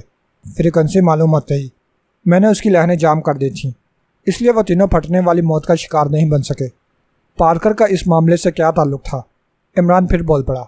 وہ مافیا کا آدمی تھا، X2 نے کہا، اور ہیروئن کا ذخیرہ مافیا ہی کے آدمی لایا کرتے تھے، اور سیٹھ جعفر خود بھی مافیا کا مقامی ایجنٹ تھا، مگر مافیا سے بغاوت کر بیٹھا تھا، اسی لیے اس نے پارکر کو ختم کرا کر جو رقم دی تھی وہ واپس حاصل کر لی تھی۔ اسی لیے جناب یہ سائنٹیفک طریقہ اختیار کیا گیا تھا۔ ہاں، ورنہ ہمارے ملک میں ابھی مجرم اتنے ذہین اور اتنے وسائل والے پیدا نہیں ہوئے۔ یہ سب جرائم یورپ کا تحفہ ہے۔ اچھا بس، اس کے ساتھ ہی X2 کی آواز بند ہو گئی اور وہ چونک کر عمران کی طرف متوجہ ہو گئے، جو تنویر کو بچا لینے پر X2 کو برا بھلا کہہ رہا تھا۔